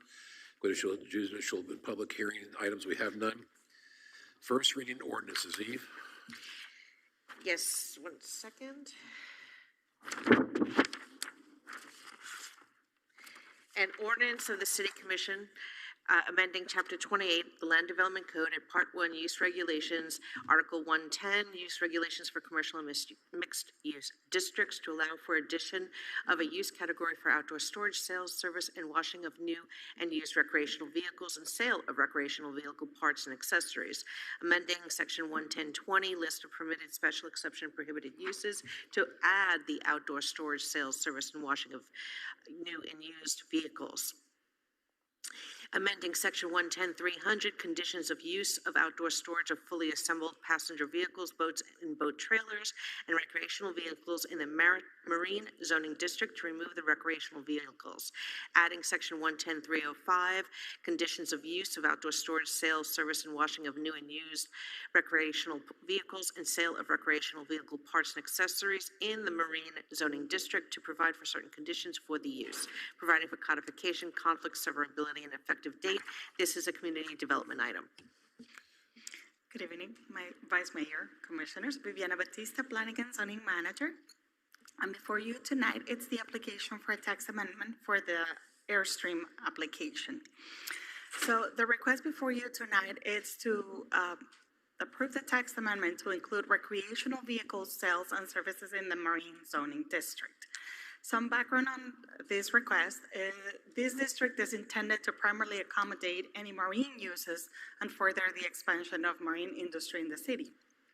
And the Marine Zoning District was established on the property specifically in February of 2011 through an ordinance. So on the map on the screen, you can see the Marine District with the blue highlighted around, and the property in particularly there in the middle of the screen.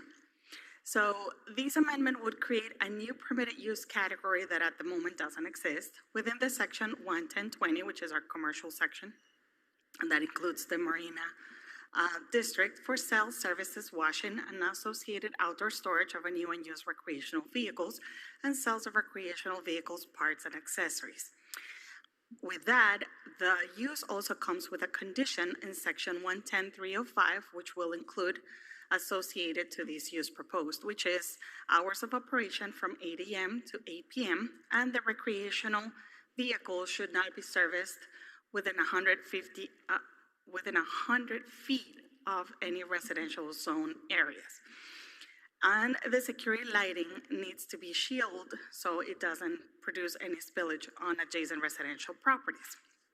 So with the staff analysis, the applicant provided information to ensure compatibility with surrounding properties, and this application requires 2 hearings by the City Commission.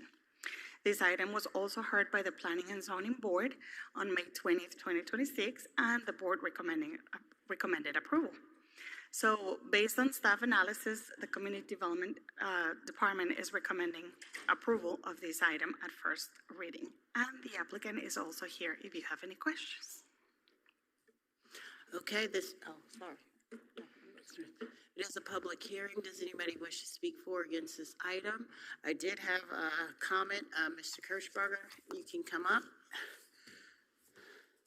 Graber.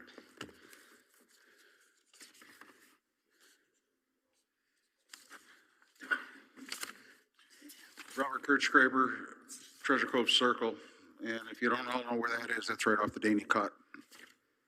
I live on the cut. Tide goes in, tide goes out. One of the things that I'm questioning about this is that do we actually have an approval from the Broward County EPA with regards to discharge and how this water is going to be managed? If we don't have that approval and the design plan for that, an updated actual certification from the Broward EPA, I believe this project should be shut down and or reconsidered until such documentation for drainage and discharge has been approved. Do we have that? My time, please. I mean, you can finish your comments. I can have somebody follow up with you on your questions, but not right now until your time is complete. Well, we're going to vote on this, right? Yes. Okay, that's my concern. I don't know how we can vote on it if we don't have the correct certification from the EPA. I don't want to see chemicals from RV boat washers and discharging that stuff into our estuaries. That's not good for our environment. We're poisoning Dania Beach, just like they did when we used to be the tomato capital of the world. They made too many cuts. They destroyed that industry. We can't let our waters get polluted.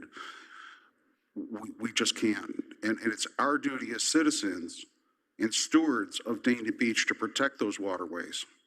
Okay? It's not always about the tax revenue and bringing new business in. We have to look long term. Are these going to be tested? Where's the certification? Who's going to monitor it? Those are the questions that need to be answered before this project gets voted on and approved. Thank you, Mr. Kirschgraber. I think we do have a comment from our director. Our deputy city manager, Eleanor Norena. Thank you. Thank you, Mayor. I appreciate it. This property is not directly on the water. It's across Old Griffin Road. So I'm not sure exactly where the confusion is that he's speaking of, but we'll definitely make sure during the permitting process, all environmental agencies are reviewed and approved before we issue any permitting to go forward. They're utilizing an existing building, but the applicant is here. I'd like to give her an opportunity to give her presentation, if you don't mind. Absolutely. Thank you so much. I think this might provide some more clarity for you.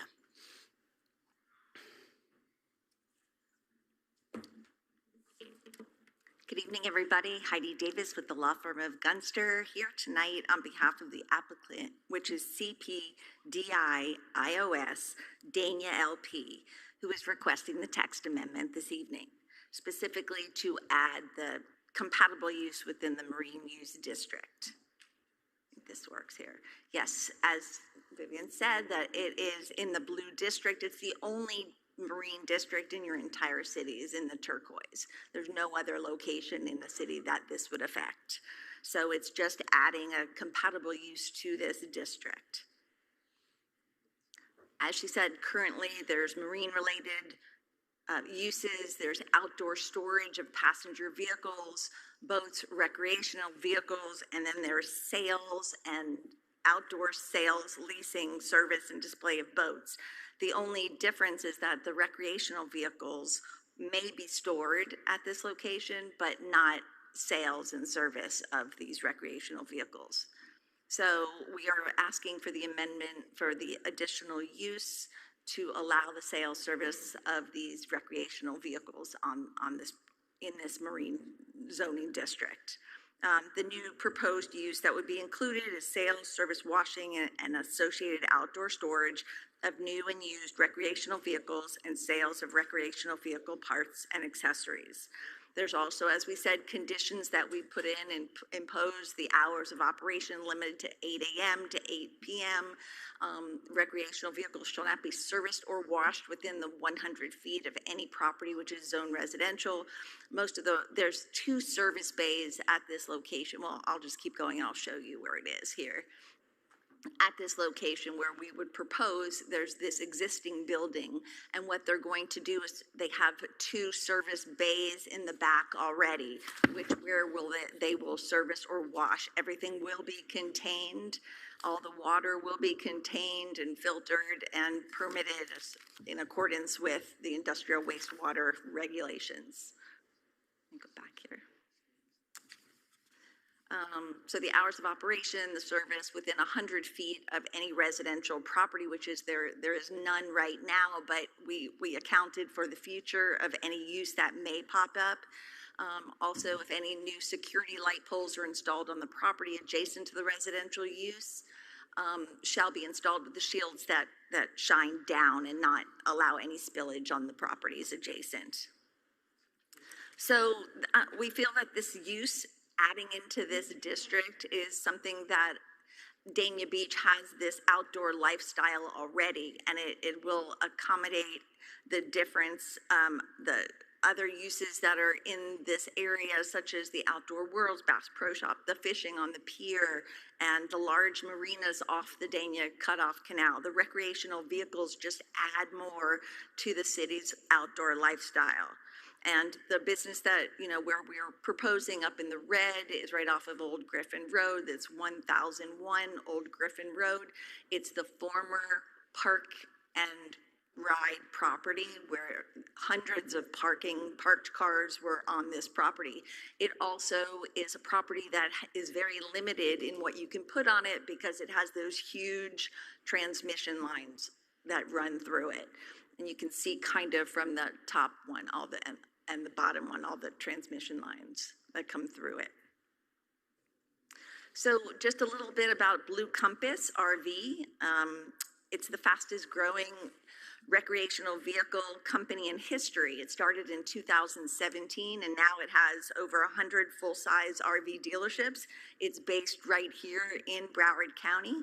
And for years, they've been looking for a Southeast Florida site, and they've been looking and looking, and they want to bring it here. They want to bring it to Dania Beach. It'll be its first Airstream facility in Southeast Florida to the first city in Broward County. So we're hoping that it gets approved tonight, and we thank you. And if you have any questions, please let me know. Thank you. Thank you, Ms. Davis. Do we have any comments or commission from the commission, or we've put?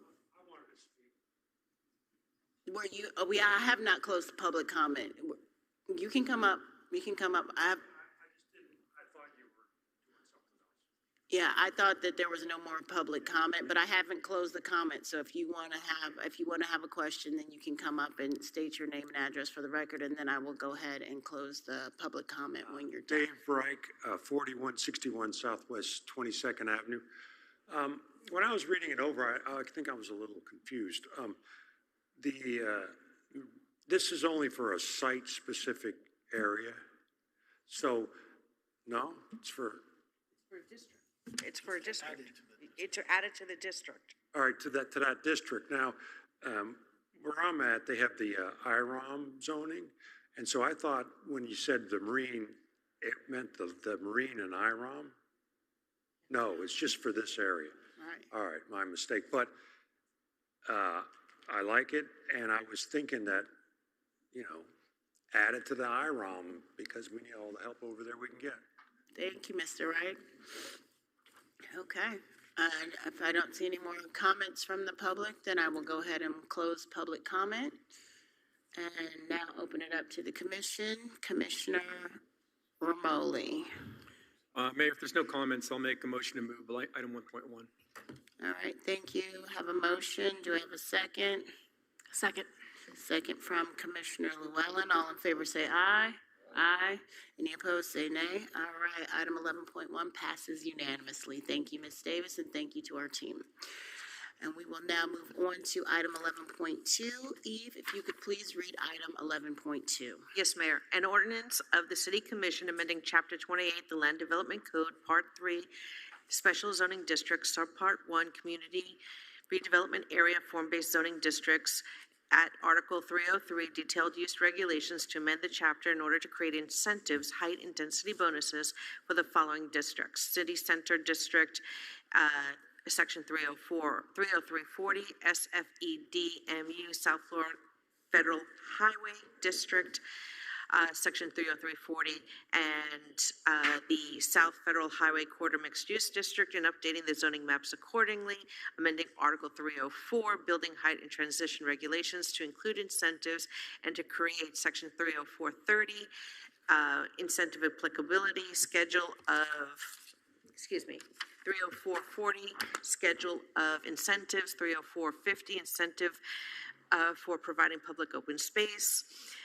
30460, incentive bonus for providing public parking, 30470, incentive for public parks, 30480, incentive for public rooftop activation, 30490, incentive bonus for providing attainable housing, providing for codification, conflict severability, and an effective date. Thank you, City Attorney.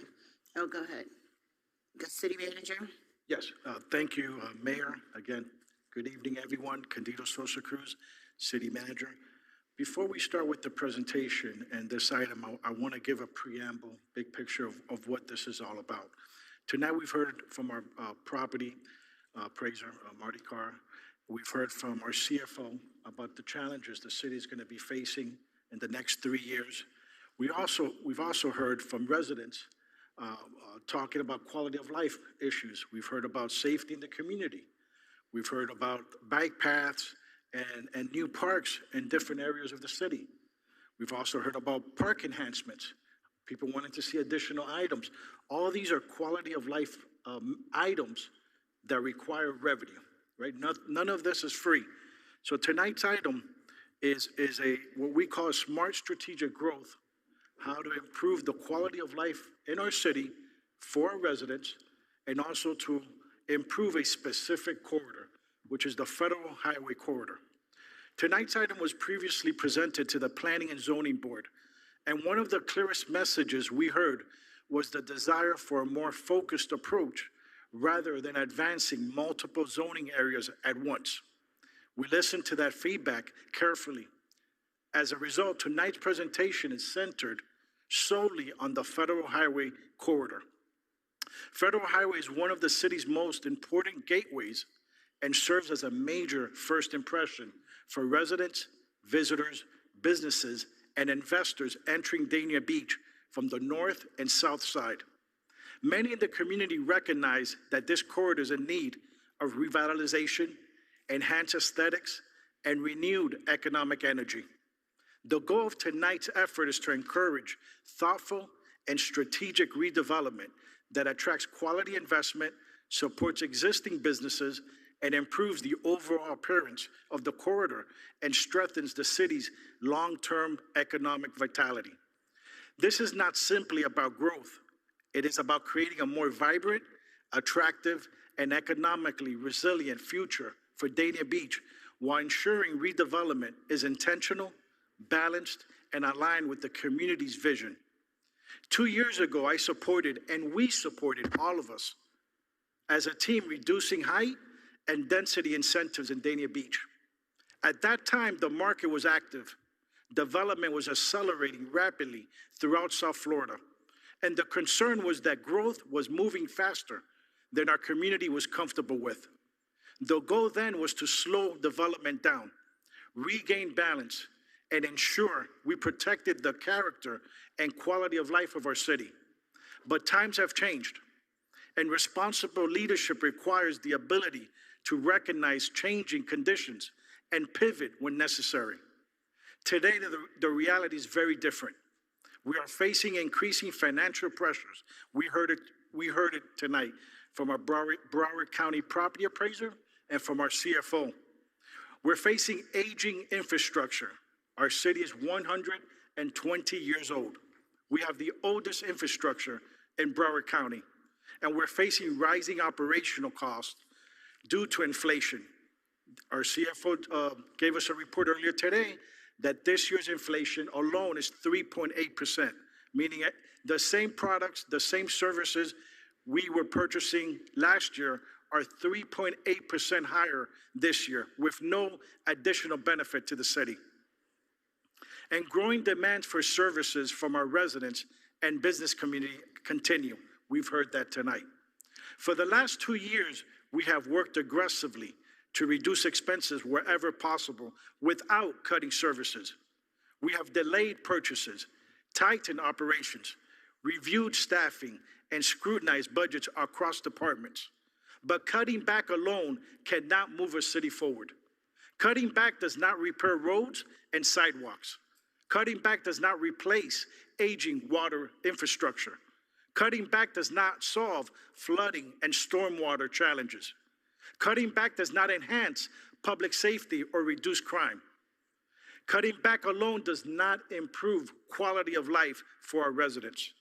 A city cannot simply reduce itself into prosperity.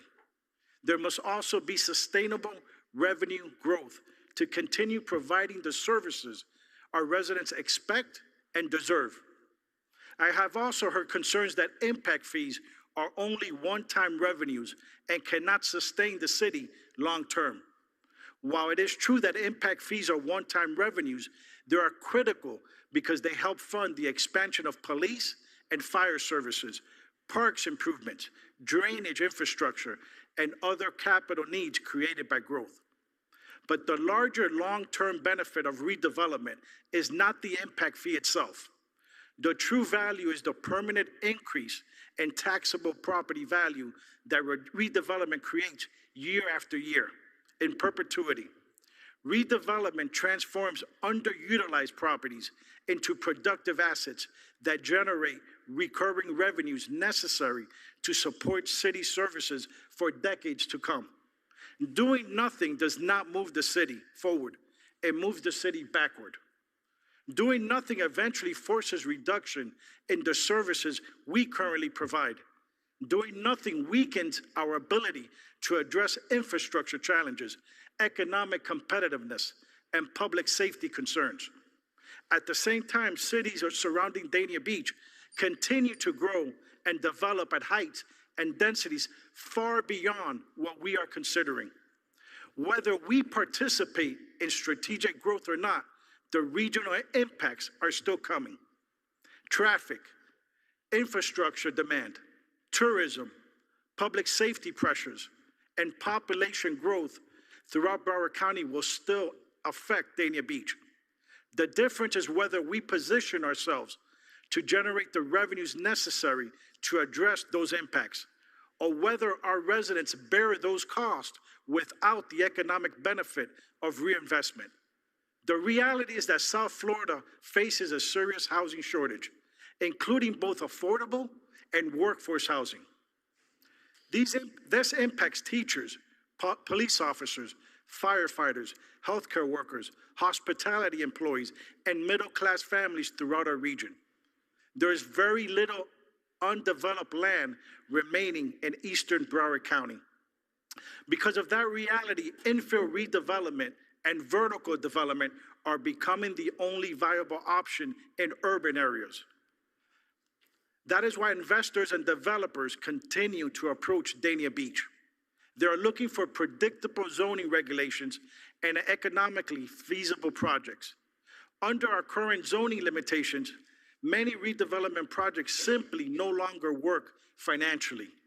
A developer cannot purchase land at today's prices, construct a 3 to 7 story project, absorb construction costs, infrastructure costs, financing costs, and still make an investment viable. If projects are not financially feasible, investment will not come to Dania Beach. That is simply the reality of today's market. The Community Development Department has consistently communicated that the 2024 decision to eliminate incentive bonuses resulted in a significant decline in development applications. What Smart Strategic Growth proposes is not unlimited development. We are not increasing what can be built by right. The current base zoning heights remain unchanged. What we are proposing is the reintroduction of carefully structured incentives that allow additional height only when projects meet standards and goals established by this city commission. This approach gives the city flexibility and control. One of the greatest advantages of incentive-based zoning is that it can be adjusted or removed at any time by a future vote of the commission, exactly as was done in 2024. The city retains the ability to slow development when necessary, while also positioning itself to attract strategic investment during changing economic conditions. As your professional administration, including our Chief Financial Officer, Deputy Chief Financial Officer, Community Development Leadership Team, and senior staff, our recommendations for smart strategic growth is not based on personal interest. It is based on the long-term financial sustainability of the city and the responsibility to continue providing the level of service and quality of life expected by our 34,000 residents and business community. The question before us is not whether Dania Beach will change. Change is already happening all around us. The question is whether we will strategically guide that change in a responsible way that protects our residents while strengthening the city's future. With that, Mayor, I would like to introduce our Deputy City Manager, Eleanor Norena, who will commence our PowerPoint presentation. Thank you. Thank you, Deputy City Manager. City Manager. I'm getting it all together. It's all coming. Transitioning. We all Thank you, City Manager and Deputy City Manager. Thank you, Mayor, Vice Mayor, Commissioners, and Manager. Thank you. So tonight I'll be discussing how we can improve the aesthetics of our community while preserving the city's hometown feel. We believe that smart strategic growth is critical to maintaining the highest level of service to our residents. Since our last presentation, as the manager stated, we heard and listened to the Planning and Zoning Board. We've narrowed our focus from the entire Regional Activity Center to the area with the most critical and urgent need, which is our Federal Highway Corridor. It is our most visible gateway seen by visitors traveling through our city, going to and from the airport and cruise port daily. Our goal is to maintain the unique characteristics of Dania Beach that include a world-class beach, sense of personal safety, vibrant activity centers, safe neighborhoods, thriving businesses, parks, and leisure for all our residents. As you can tell, we are very proud of our community. Dania Beach is 120 years old. With that comes aging infrastructure and facilities. Even though we are the oldest city in Broward, our residents still expect and deserve the highest quality of life. Some expectations our residents have are feeling safe, which means decreased crime and fast emergency response times, clean water for drinking and bathing. They want a sewer system that functions and is well maintained. They want sidewalks that connect communities and storm drainage to withstand 100-year floods, which we know are not that uncommon anymore. They also want clean parks with modern equipment, and they need economic stability that comes from a diverse commercial district. All of these quality of life initiatives require funding. Other quality of life examples are the public art program. Some of our most recent installations include our Love Mural at the Ocean Park Complex, the Wyland Sea Turtle on East Dania Beach Boulevard, and our award-winning Looking Forward mural at City Hall. These installations were directly funded by development. We also have our Parks Master Plan that include PJ Mealy at $32 million, Frost Park at $16 million, and the newly acquired MC Frost House that is anticipated to be another multi-million-dollar renovation. All of these parks are currently unfunded, and that is before any property tax elimination, which I'm sure there'll be additional cuts at that time. Development can create revenues to fund these quality of life initiatives. Here's an example of how our community looked before the use of development incentives. This is on the corner of East Dania Beach Boulevard and Federal Highway. It's the old Pirates Inn. The property was neglected and underused. In fact, it sat boarded up for a very long time. With the use of incentives, they built the Celeste, a beautiful 8-story mixed-use building with both residential and commercial components. They are approximately 90% occupied and currently house Memorial Hospital physician care on the ground floor. This has now activated a critical intersection along our federal highway corridor. They also paid $125,000 into the Public Art Fund, and they installed public art on their site as well. Here's an example of a vacant and distressed property that was located at 75 Park Avenue, which is on our way to City Hall coming from Sterling Road, a very unwelcoming and underutilized site. With the use of incentives, they renewed this corner by constructing City Place, an 8-story affordable housing project that includes landscaping, drainage improvements, and on-street parking. This project also directly funded the improvements to build our new Veterans Park, located right here at City Hall. That's a perfect example of how development can directly fund our quality of life initiatives. This is Southwest First Ave. It is the street directly behind Jackson's Ice Cream, which we all love, an underdeveloped block in our city's downtown urban core. With the use of development incentives, they are currently building 101 Dania Beach, a beautiful 12-story mixed-use project that will activate the city's downtown arts and entertainment district. Once the project is completed, there will be an amazing public art sculpture, as you can see in the rendering, of 2 giant sculptured hands holding up this pedestrian bridge that connects phase 1 and phase 2 of this project. This development will also include LA Fitness. It's a large anchor tenant that will activate the ground floor.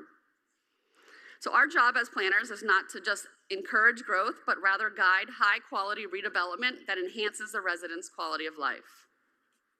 So as development came into the city, it sparked an interest in redevelopment from neighboring properties. These are 2 examples of redevelopment that were created as a side effect of implementing these incentives. You have 28 South Federal Highway, which was the Moderno furniture store, was redeveloped into what is now Hotel Dello. And then 129 North Federal Highway, an underdeveloped and unwelcoming property, was transformed into what is now Wyndham Gardens Hotel.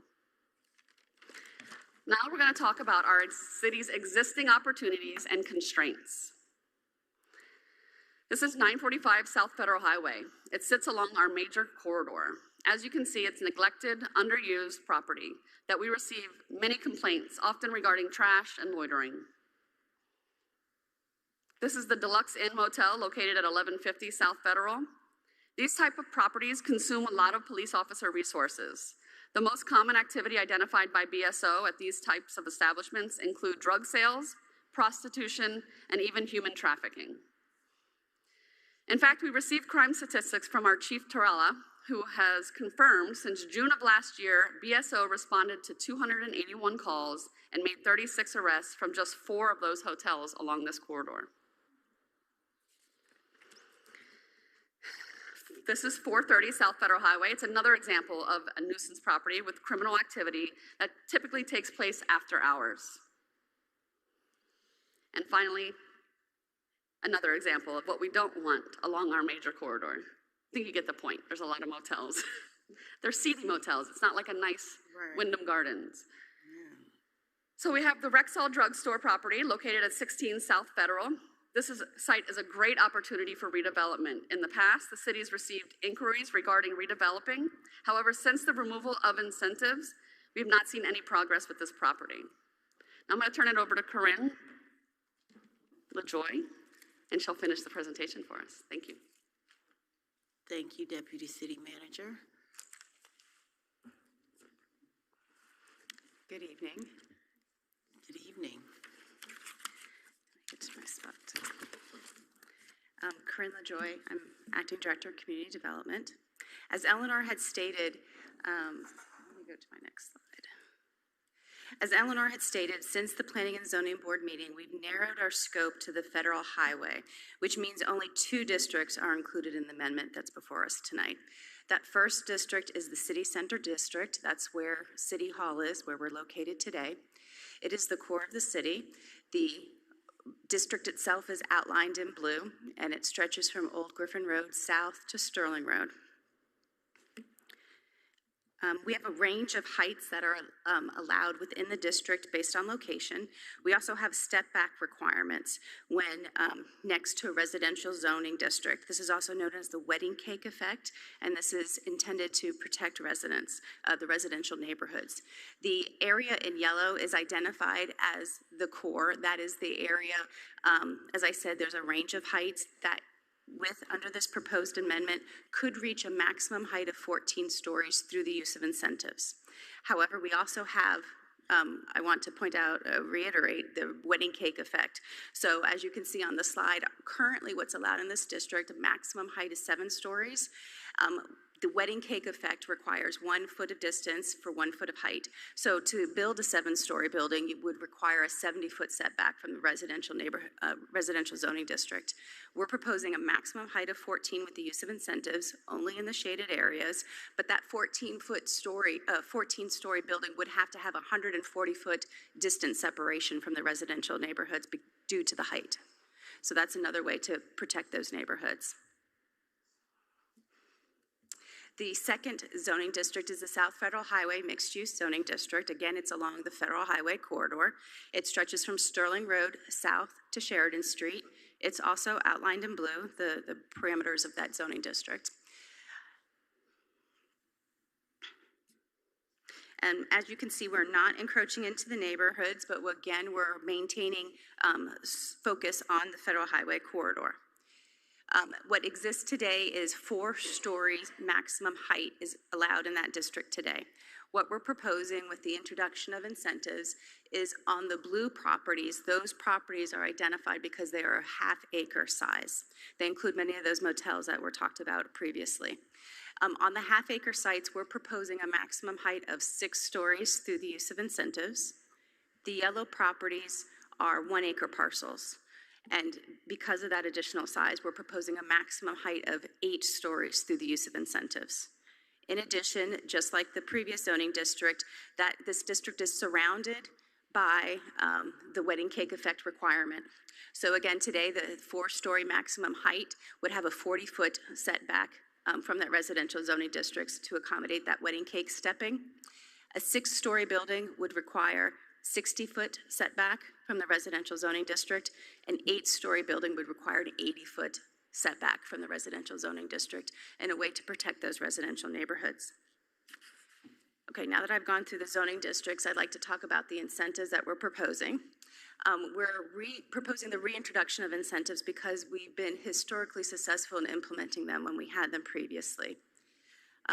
The use of incentives, we're hoping to be able to improve appearance and attract new businesses on the Federal Highway corridor. Redevelopment, as we know, creates revenues to fund the quality of life the residents expect in the city. The incentives that we're proposing look similar to what we used to have in place. The first is for open space, which is really built open space, such as plazas in front of buildings. The second is public parking, and that's providing public parking on site or a payment in lieu. The park space, and that's the same. They can provide, dedicate public land for public parks or do a payment in lieu. Attainable housing, that would be affordable or workforce housing. A new one that we're proposing is rooftop activation, but that would be like a rooftop restaurant or a public space on top of a roof, but that would be limited to the city center zoning district because that's where it would be most compatible. We don't want that noise to travel through the neighborhoods, and the properties are narrow on South Federal Highway. So we're limiting it only to city center at this time. And at the Planning and Zoning Board meeting, one of the board members proposed a new incentive of being a stormwater or drainage incentive, which we support. We like that idea. However, that would require additional study in order for us to create a framework for that type of incentive to be put in place. What is good about the incentives is that it creates certainty or a roadmap for developers to identify how they can reach these maximum heights.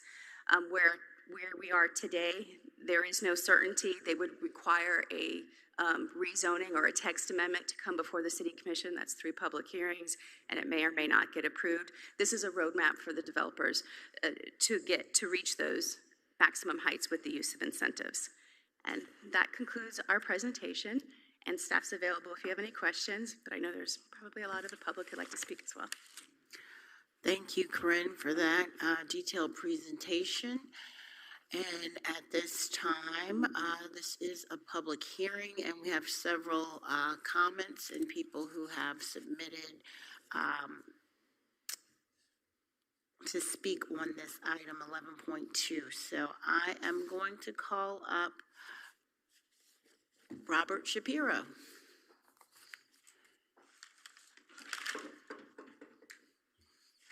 Thank you, Madam Mayor.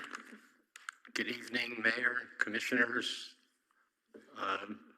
staff, and Candido. I welcome you, and I wish that I could write as well as you. You did a great poem for Anna, but what you said tonight was nothing less than brilliant and exactly what I would have said if I knew how to say it the way you said it. So I would like to ditto everything that you said. All right, and I would like to thank Eleanor and Corinne, who have been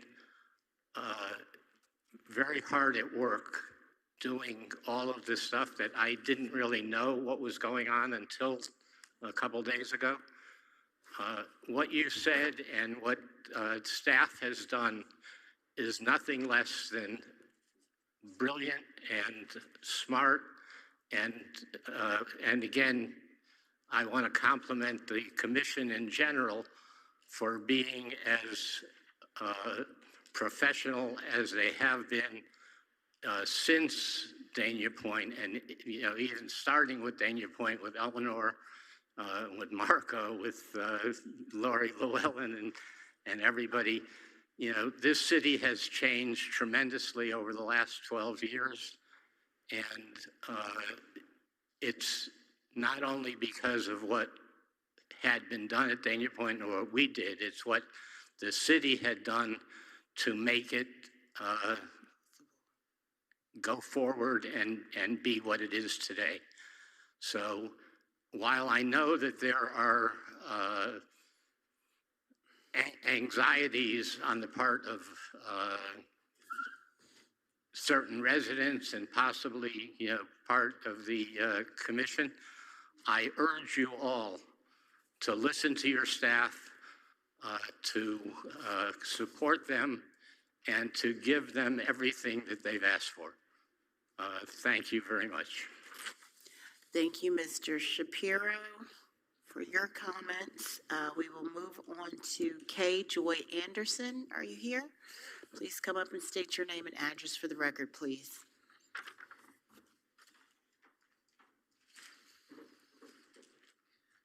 Hi, my name is Catherine Joy Anderson. I'm the owner of the Dania Shopping Center Plaza on 100-128 South Federal Highway. I first of all want to just thank you for all the effort that you have put towards the presentation. I echo Mr. Shapiro's sentiments. I was really glad somebody else got called up here before me because the city manager and you were just very hard to follow after. So excellent presentation. I'm coming here because I also want to echo support for these incentives.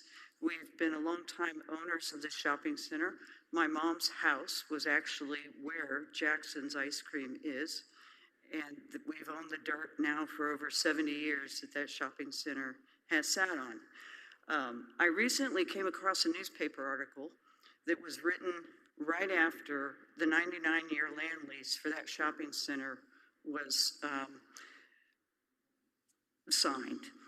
And one of the everybody was saying, what a great thing. It was big news for Dania to have a 99-year ground lease that was going to be for a shopping center, and so it made big news.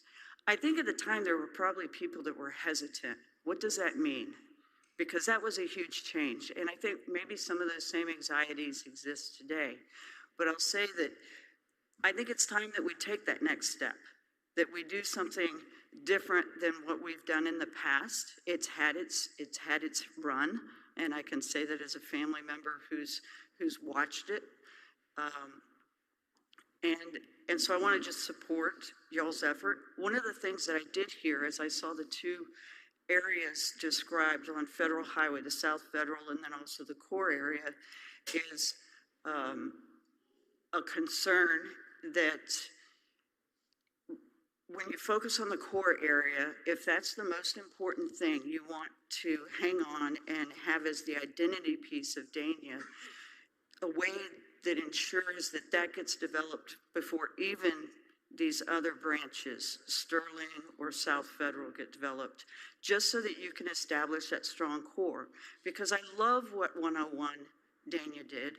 I love what the workforce housing did that was next to it.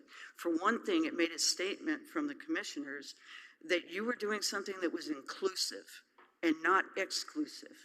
You wanted a core area that was for everybody. And so I applaud the fact that you're going to have mixed uses, that there will be the 101 Danias and there will be the workforce housing, because the core area is going to be for everybody in this community, not just one sector, not just for visitors, but for everyone. Thank you. Thank you, Ms. Anderson, and perfect timing. And then we have Dirk Anderson. She handled it. Great job. Tag team. Mr. DeRosa, please come up and state your name and address for the record, please.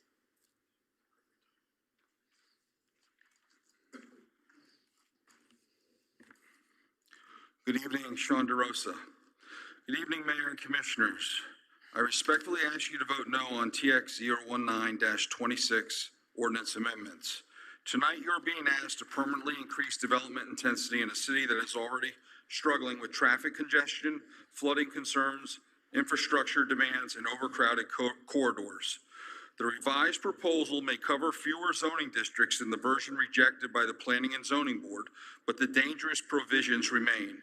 This ordinance still allows city center density to increase from 50 units per acre to as much as 150 units per acre. It still allows building heights to increase from 7 stories to 14 stories. It still allows South Federal Highway density to double from 25 to 50 units per acre. It still allows South Federal Highway heights to increase to 6 and 8 stories. And it still allows required pervious area to be reduced all the way down to 0%. 0%. At a time when residents already are experiencing flooding and drainage problems, the city is proposing to allow developers to eliminate rain-absorbing land in exchange for incentive bonuses. The ordinance also does not stop at 14 stories. It expressly allows applications seeking heights above 14 stories through special exception approval. But the biggest problem is what is missing from this record. Where's the traffic study? Where's the roadway capacity analysis? Where's the stormwater analysis? Where's the sewer capacity study? Where's the water capacity study? Where's the evacuation analysis? Where's the build-out analysis showing how many additional residents, vehicles, and infrastructure demands could be created? I cannot find those studies in the backup materials. Even more concerning, the maps provided do not identify parcel addresses, ownership, acreage, redevelopment capacity, or projected build-out impacts. Residents are being asked to accept sweeping zoning changes without being shown which properties may ultimately benefit and what the full consequences will be. There were no citywide resident workshops, no meaningful community outreach, and no transparent public presentation of the full impacts before asking residents to accept these permanent zoning changes. Transparency and accountability require more than a public hearing. They require fully informed residents before decisions of this magnitude are made.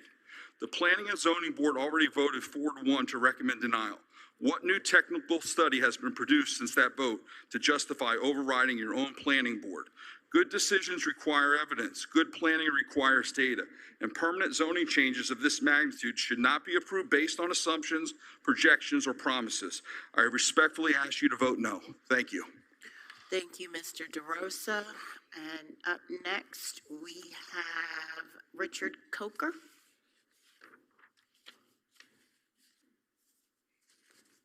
Please come and state your name and address for the record. Good evening, Mayor, Vice Mayor, members of the Commission. Richard Coker, 1133 Southeast 4th Avenue in Fort Lauderdale. I'm here representing B and JMC Dania Plaza, whose principal is Benita Aristorza. He and his family are back here present today watching these proceedings. Mr. Aristorza has owned a parcel of land at 233 North Federal Highway in the middle of the Center City zoning district for some time now. In 2022, all through 22, we were processing on that parcel of land, about an acre, 1.2 acres, a Embassy Suites project using these incentives. And I'll just tell you, we're here to support the reinstatement of the incentives that allowed this project to be approved over in 2022. These incentives not only allow quality development, but they just mandate it. If you are a developer and you comply with these incentives to build a project, that project will be better than any project anyone else will build without the incentives. They dictate them, they require it, they mandate a quality development. Can you put the other one on, please? Just wanted to show you. No, isn't there? I have two renderings that I want to show you. I want to show you the rendering of the Embassy Suites building. That's it? I don't.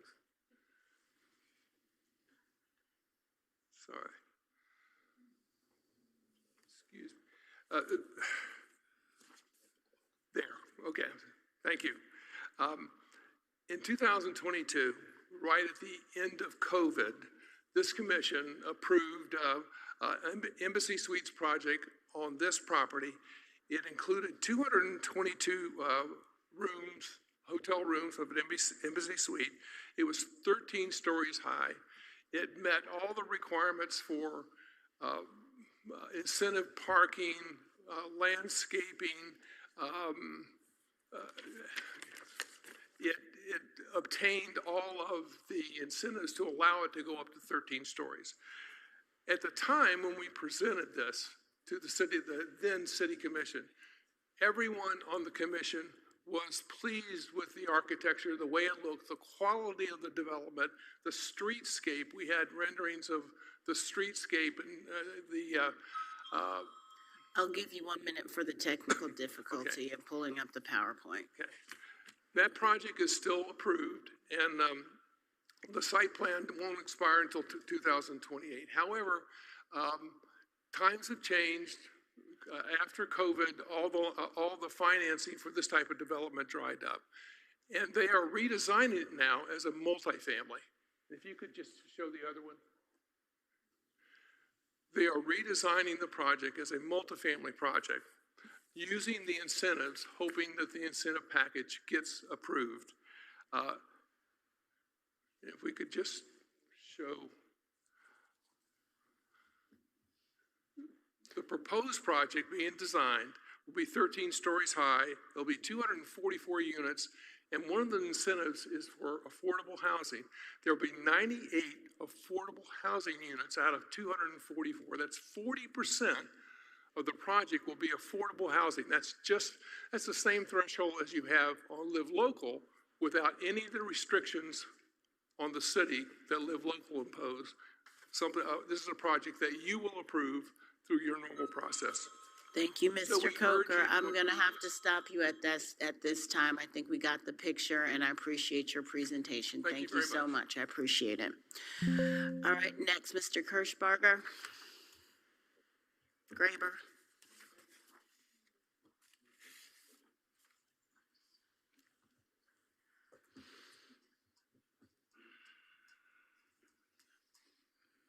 Robert Kurtz Graber, Dania Beach, Florida.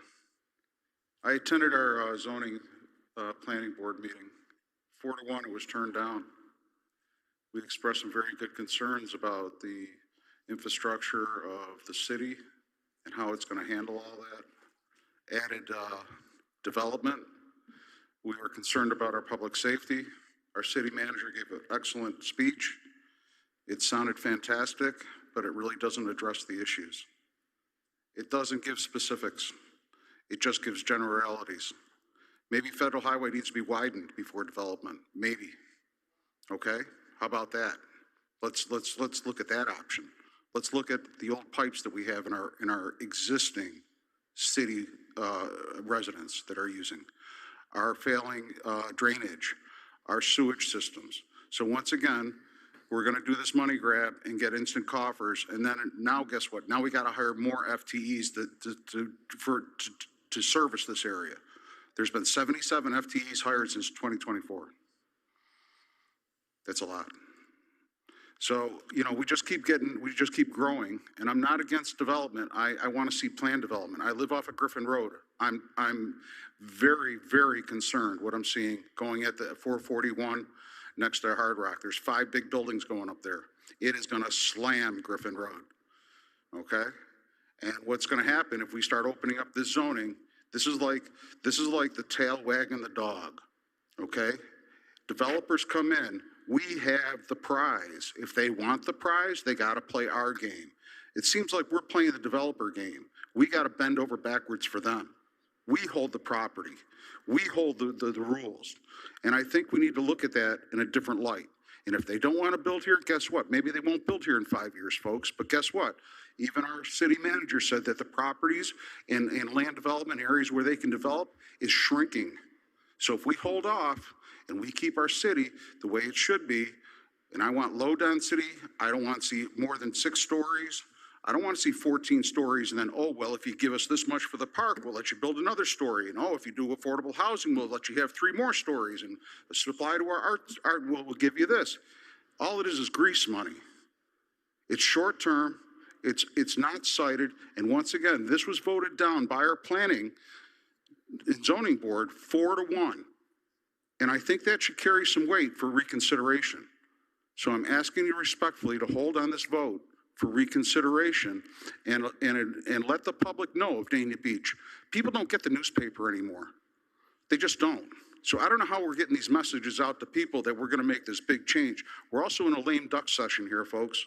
We have 2 city council members that will be replaced this fall through election. Maybe it's time that we do this on the next council. Thank you, Mr. That's what I recommend, a hold for the next council. Thank you. Thank you, Mr. Kirchgraber. I just want to make a clarification on this. The planning and zoning voted 4-1 denial, but the presentation is different tonight than it was at the planning and zoning because I believe that it included more districts and this now just includes the 1 city center district, correct? 2. Oh, yeah, 2. Okay. Should go back to the board then before we vote on it. Well, I just wanted to make that clarification because I wanted to make sure that I understood and I want to make sure that the public understands that what was voted on was changed based on feedback from the planning and zoning. So I just wanted to make that clear and we will, thank you, Mr. Kirchgraber. We're not there yet. We're not at the voting. Mr. Joseph Petruzzelli? I think I said it right. All right, we will move on. Joseph Petruzzelli. Nope. All right, Gabriel DeSales. Help me out. I'm an English teacher. I like to pronounce things properly. Help me out. Gabriel De La Salas, 409 Southeast 3rd Terrace. I am a member of the Planning and Zoning Board. I want you guys to set that aside for a moment. I live on the southeast side of the city.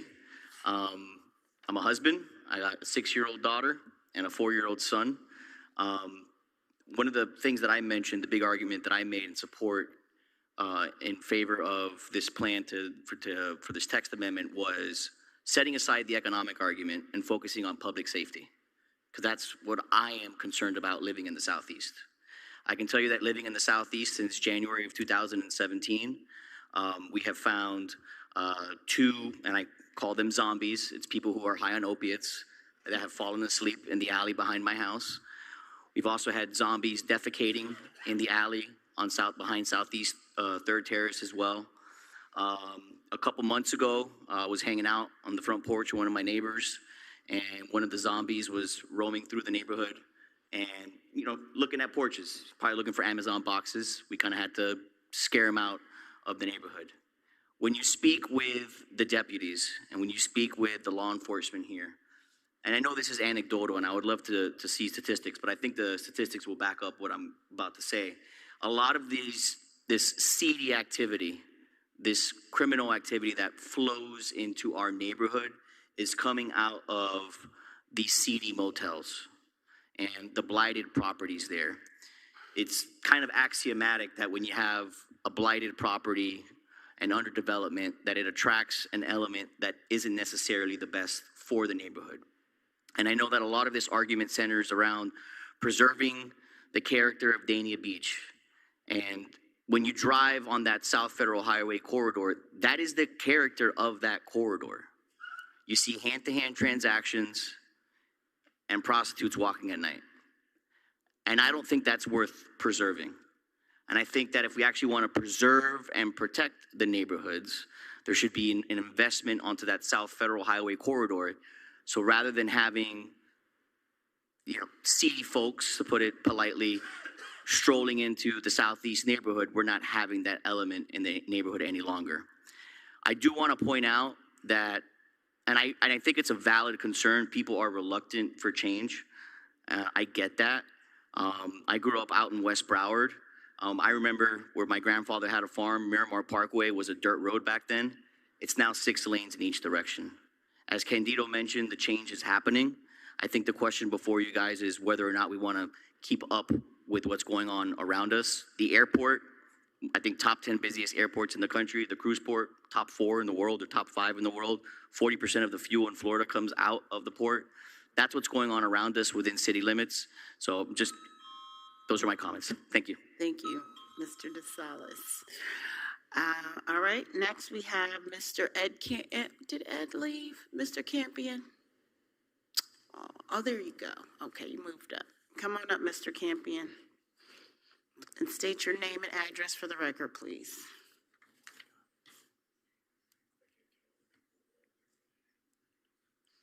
Yeah, good evening. Ed Campion, 420 Southeast 5th Street, Dania, for 35 years.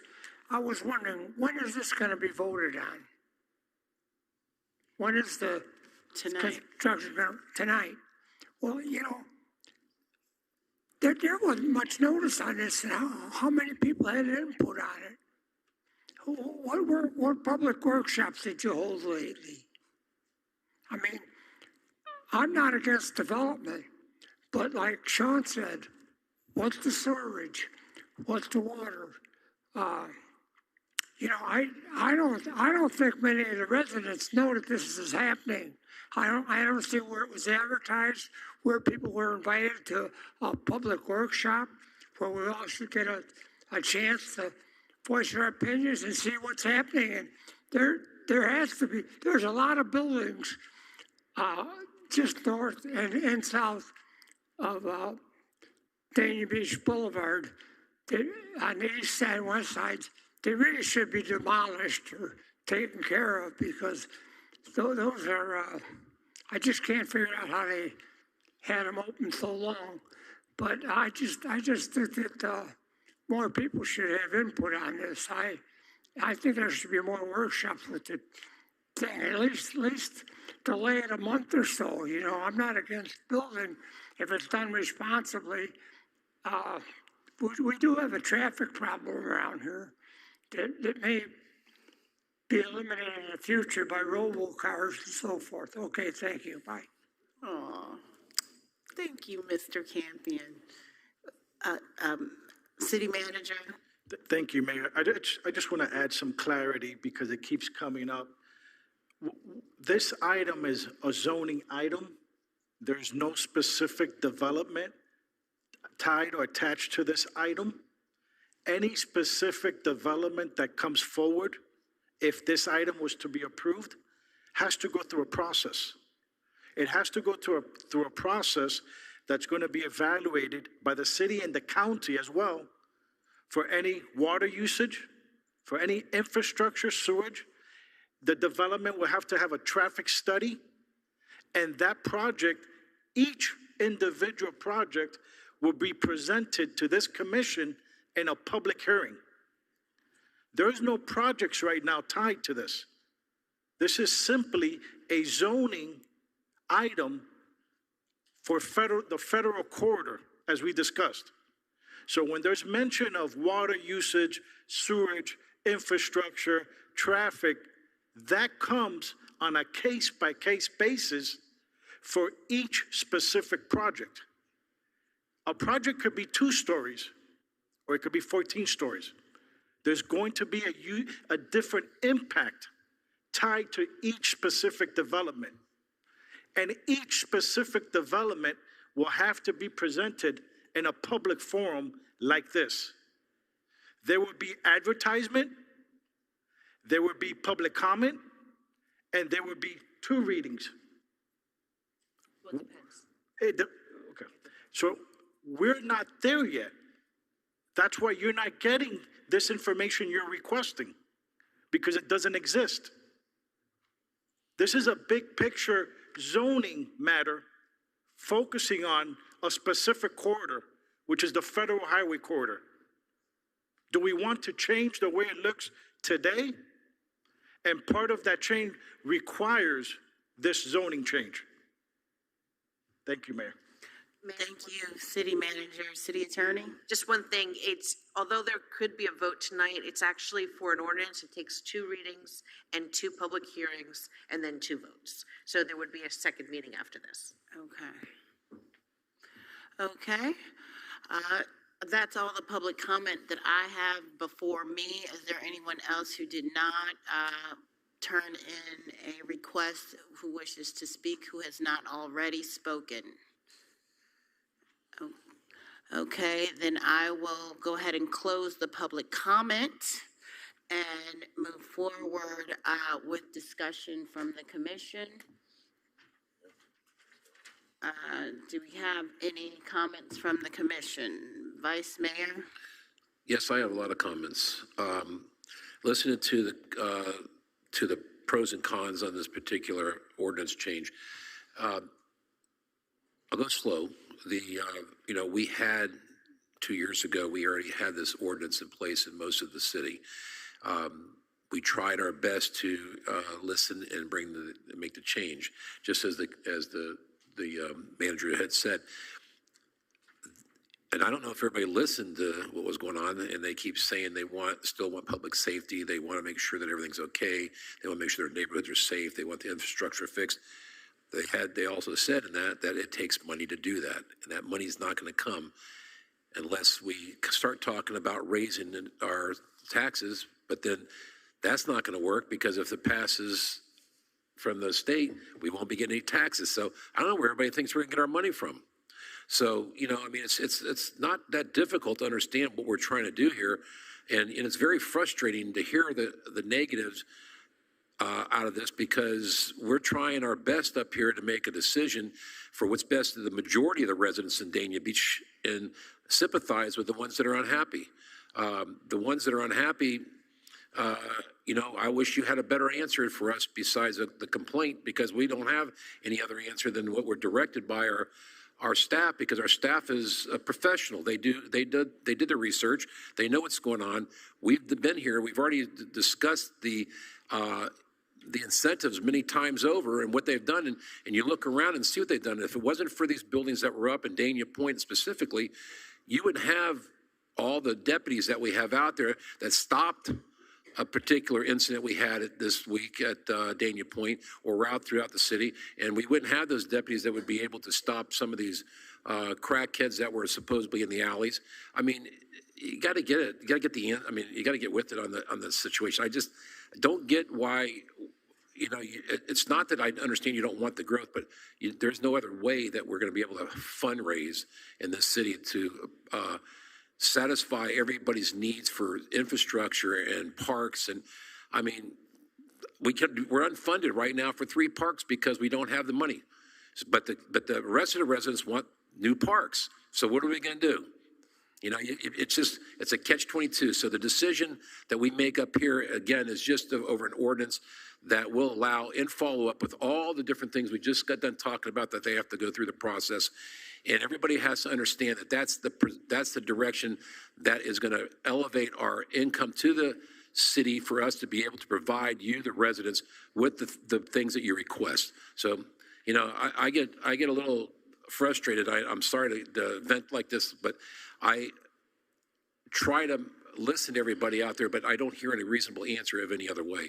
Until that point comes up and somebody can give me a reasonable answer, you know, I have to follow what my staff has to say, and I think they're on point. Thank you, Mayor. Thank you, Vice Mayor. Commissioner Romoli. Thank you, Mayor. Well, I had 2 pages of notes to talk about, and our city manager kind of stole my thunder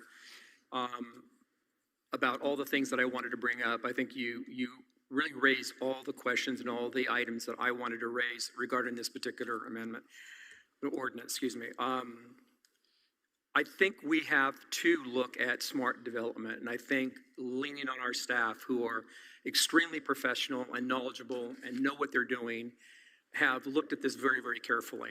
And I think with the incentives that are put in place, we can dictate to our developers what is meaningful for us and our residents. And I want one day to walk down First Ave and be proud of what we have in our downtown city center. A walkable downtown area with arts, entertainment, restaurants, bars, something that we can walk down and be just happy to see. Right now, we don't have that. And the only way we're going to get there is to look at smart development. We have developers right now. We had one speak or actually 2 speak this evening. One who's been in the city forever, who I'm sure are looking at the options of putting together a magnificent project as long as they have the ability to do so. Right now, they don't. And I think it would be shameful for us and this commission not to entertain this and see where it goes. We need to transform our downtown area, but most importantly, we need a new tax base, like our Vice Mayor was saying. I also think that it's very important for us to be transparent with our residents and get them to engage with us. We do a very good job of trying to communicate to our residents. And there's a lot of ways that you can do it, by email, by phone calls. I heard a resident come up today and said they didn't get a call back or an email back from a commissioner. I answer every single email I get, every single one. Every phone call I return. So you didn't email me and you didn't call me because you would have gotten a return call. Every developer, every person interested in our city who calls me, I return their call, I return their email, we set up appointments. So if there's someone out there that wants to talk to me, call me, email me, I'm always available. And if you're really interested in what's going on in our city, call our city manager. Make an appointment with him. He's always willing to talk to you. If you have questions and you want more answers, he is the answer person. He's the one that's going to give you those answers. So I may sound angry here, and I'm not, but I'm a little frustrated that we have people that come up consistently and say that we're not transparent. And I take offense to that because I believe we are. And if you want answers, call us. Now, you may not like the answer, but we're going to give you one. So with that, if there's any other comments, that's what I have to say right now. Thank you. Thank you, Commissioner Romoli. Oh, one other thing. I'm sorry. One more. No, its time is up. No, sorry. I did also want to point out, we're going to start our core meetings on June 18th. And there's your opportunity to ask questions to the entire city staff. So we advertise that everywhere, also in the Pioneer, everywhere. So for those people who are not coming out, they just don't want to engage. We can't, you can lead a horse to water, but you can't make him drink. So if you want answers, come to those core meetings. Call our city manager, call our city staff. Thank you all very much. Thank you, Commissioner Romoli. Commissioner Ryan. Thank you, Mayor. Okay, I have some comments regarding this item. First of all, let's explain the history of it. Until 2010, you couldn't go past 3 stories in Dania Beach. So a lot of these people that have owned these properties have owned them for many, many years, for decades, right?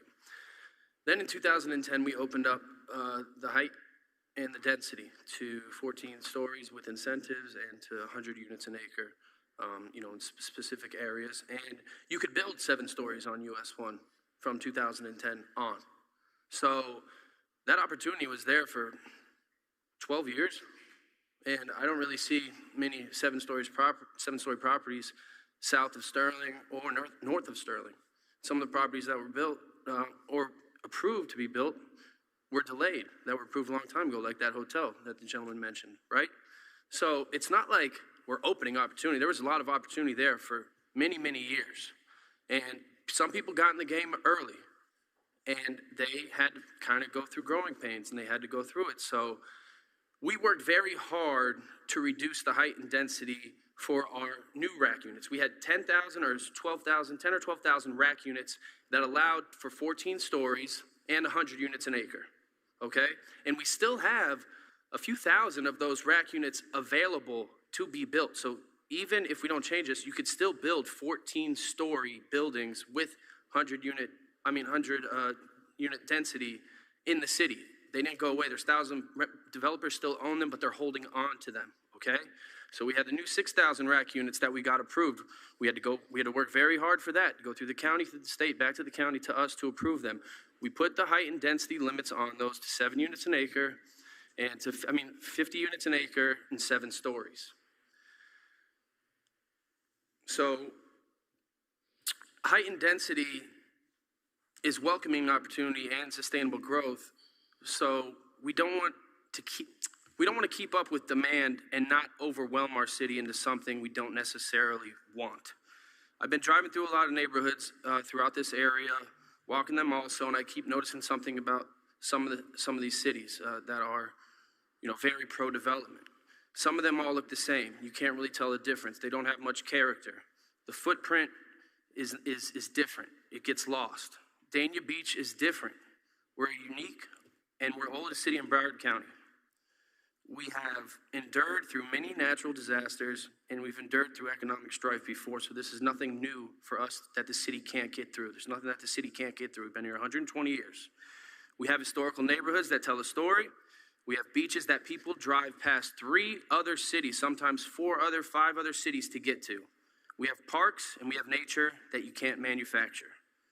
We have places like Jackson's Ice Cream and Tropical Acres Steakhouse.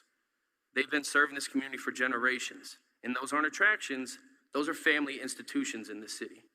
Waterways, beaches, boaters, entertainment, the wide selection of restaurants, highlight, and fireworks, a place to raise a family. That's what Dania Beach is known for. Not new development, not a high-rise, not a franchise chain that we have to negotiate with to slap our city logo on so we can feel relevant. Those places exist because this community built something real over generations. That's the brand. That's what people associate with this city when they think of it fondly. You can't manufacture that. You can only protect it, or you can lose it. Nobody moves to a community because of a high-rise went up. They move here because they fell in love with the place, the feel of it, the people in it, and what it has been, and what it still is, and what it can be. This isn't about anti-development. This is about smart growth. Like I said, the opportunity's still there. So when we talk about growth and development, the question I always ask is simple. Does this make Dania Beach more like Dania Beach or less? And that's the standard. I'm not moving off it. The city's been run for many years by people who don't live here, let alone spent a night here. They are professionals, and I'll say this. Recently, they've done a very good job, but they don't carry the same weight with them on an impactful decision like this that we have to live with for the rest of our lives and drive past it. They see it as a business, and honestly, that's exactly what the job calls for. Move the city forward, promote it, grow the tax base, increase staffing. I understand that, but it's our responsibility as a commission to preserve the integrity and character of our city while staying prosperous.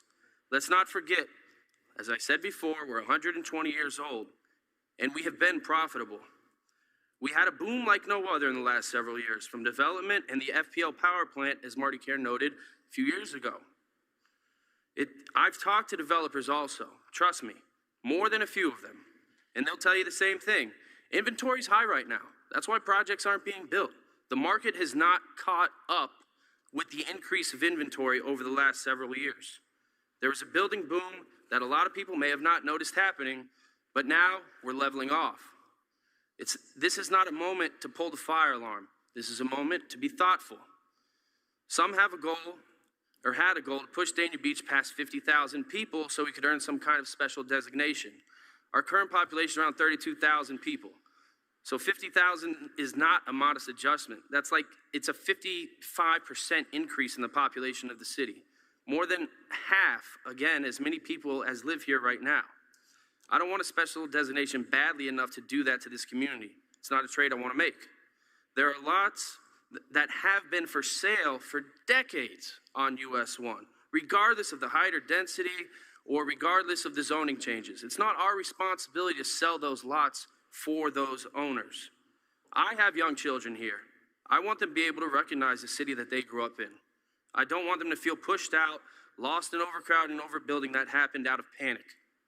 The decisions being made right now are not small, and I thank you guys for feeling the weight of this decision. It's monumental. And the question every elected official has to answer is this: how do you want Dania Beach to be seen? As a city scrambling to keep pace with Fort Lauderdale and Miami, or as a city that knows exactly who it is, where it came from, and what's worth protecting in it?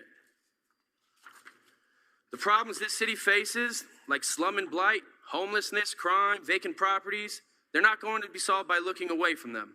And they're not going to be solved by burying them in concrete either. They need real solutions, outside-the-box solutions, solutions that preserve what makes this city special while still leaving room for growth, for development, and for industry. That room exists. Nobody is saying otherwise. This administration has the capability to man the storm. I have full confidence in this entire administration. But right now, I feel like everybody wants to look at the easy answer. US 1, put 4 lots together, build a 7-story building, collect the revenue, and move on to the next one, and then to the next one after that. And at some point, you have to ask the question, when does it stop? We are not in a financial crisis right now. We are trying to prepare for anything that may come, and I appreciate these actions that we're trying to discuss that we're going to take. We're not in a building moratorium either. This city is a sustainable city. It's endured for many, many generations. We have room to grow. We have opportunity here that other cities would trade anything for to have. Holding the line on character and quality does not shrink our value, it increases it. The cities that protect what makes them unique are the ones that become the most desirable over time, not less. There are parts of the city nobody's talking about, areas with real potential that never come up because US 1 is the path of least resistance. We owe it to this community to look at all of it. And I know that we have presented all of it through other corridors, but I'm saying that there's certain areas in our city that I believe that you can go 14 stories. But on this US 1 corridor, I think there are certain pockets also where you can probably increase the height and density. But when we changed the zoning for that, we left room open for that to do a project by project basis, as we discussed before. But Dania Beach does not have something that can be recreated once it's gone. Let's not be the generation that gave it away. Let's be clear about what we're actually talking about when we discuss these high rises. We're talking about residential towers with nothing to offer the public. No ground floor retail, no restaurant, no space that serves the community around it. Just units stacked on units, and the bill the city absorbs for the infrastructure, services, and public safety that comes with it. If a developer wants to build in this city, there should be an expectation that the building gives something back to the community that the community can use. A commercial component on the ground floor, a use that serves the neighborhood, something that makes the street better, not just taller. It's not an unreasonable ask. That's how you build a city that works for people who live in it, not just people who profit from it. Look at Dania Point. It's a success. Nobody has taken that away from it. But the tax credits and incentives handed to developers to get it built cost the city real money up front. And we're still catching up. We were promised a steady tax base for decades, and now it seems that we're still in trouble. The return has been slower than what was sold to this community, and that's part of the development story nobody wants to tell you at the ribbon cutting. When someone tells you the next high rise on US 1 is going to solve our budget problems, ask them what we are giving away to get it built. Ask them how long before the city actually sees the full return. Ask them what happens to our roads, our fire department, our police staffing, and our city services while we wait. There is something missing from this conversation. It needs to be said plainly. When you approve a maximum density building, you're not just approving a building, you're approving everything that comes with it. More residents means more calls to the fire department. More calls means more firefighters, more equipment, more stations stretched thinner or expanded at taxpayer expense. More density means more demand on police response times. More officers need to maintain the same level of service this community expects. More units means more strain on city staff, on code enforcement, on public works, on every department that keeps the city running day to day. These are not hypothetical costs. They're real. They're recurring. They do not go away when the ribbon is cut and the developer moves on to the next project. Infrastructure does not scale itself. Roads, water, sewer, stormwater, all of it has to absorb what you put on top of it. When you add density faster than your infrastructure can handle, you do not just get growing pains, you get decline. You get deferred maintenance. You get the kind of problems that cost 3 times as much to fix as they would before. Let's be clear about what we're actually talking about when we discuss these high rises. Smart growth means asking both questions at the same time. What does this bring in? What does it cost us? If we can't answer both of these honestly, then I don't think we're ready to vote yes. Thank you. Thank you, Commissioner Ryan. This is an item, guys. I'm going to ask for we not clap during the items and respect the rules of decorum. I appreciate that you're happy about that, but let's please maintain the rules of decorum. I appreciate it. Okay, then, Commissioner Llewellyn. So I have a few things to say. I'm going to try to be as brief as I can. And for once, I'm not going to talk about the money. I usually talk about the money and money that comes in and money that goes out and where we're spending and where we're not. What I am going to talk about is this city and the fact that there seems to be this focus on people thinking that we are, if we approve something like this, that we are going to be Hollywood or we are going to be Fort Lauderdale. Dania Beach is neither one of those cities. We are surrounded by them, but we are not Hollywood. We are not Fort Lauderdale. We are not talking about building 30-story buildings. We are not talking about building 20-story buildings. We are talking about giving some incentives so that we can clean up an area that, quite frankly, I hear everywhere I go when I mention that I am from Dania Beach. It's a great city. They like Dania Point. They like going to the beach. But what is going on US 1?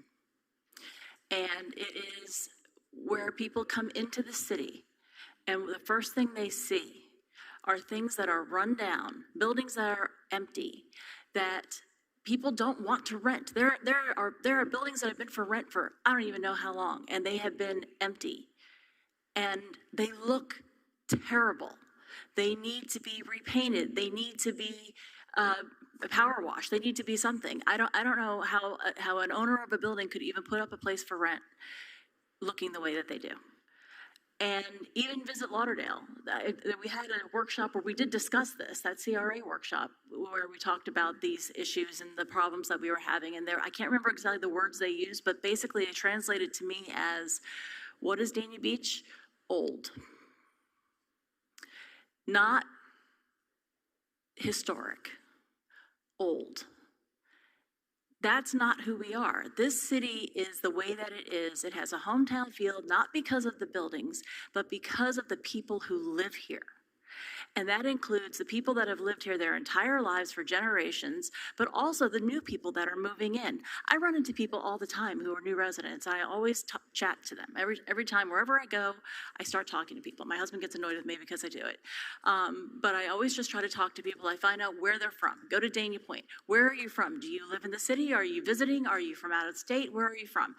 And I ask them what they think. And there are an awful lot of people who live in these new buildings who love it here, and they have no interest in going to these other cities. They like spending time in this city because there's so much to offer. But I do hear from those same people that they feel uncomfortable on US 1, that it is, especially at night, that they see zombies, the word was used earlier. I actually had somebody call me the other day and say, the zombie's back on US 1, and I reported it.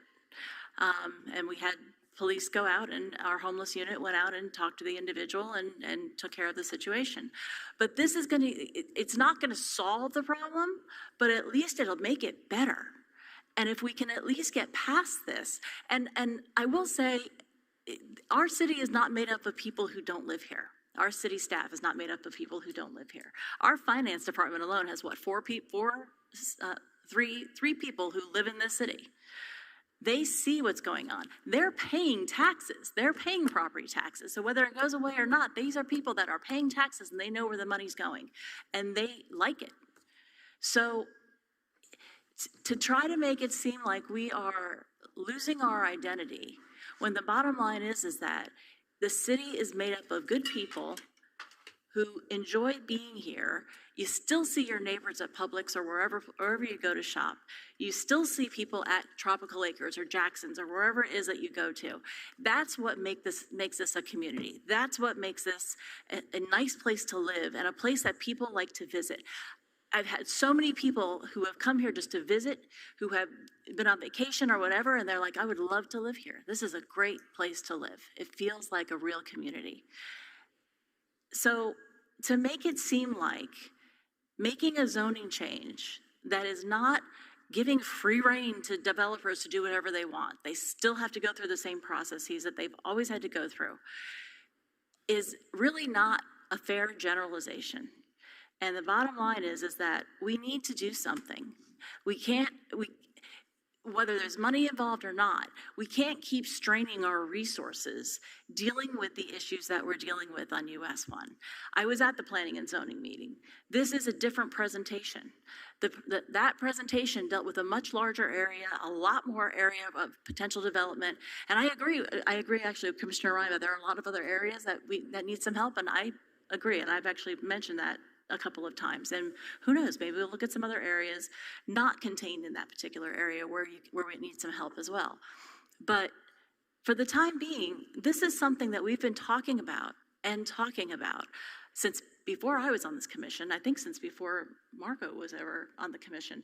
It's been talked about US 1 and trying to improve US 1 and trying to make it what people see when they come into the city and give a true impression of what is going on in this city. And unless we do something about this and make some changes, minor changes, I think, overall, we're not going back to everything the way that it was. It's never going to change. And it's going to continue to be the problem that we have. We're going to continue to have public safety dealing with issues that they shouldn't have to be dealing with, and infrastructure problems that are just not going to be fixed.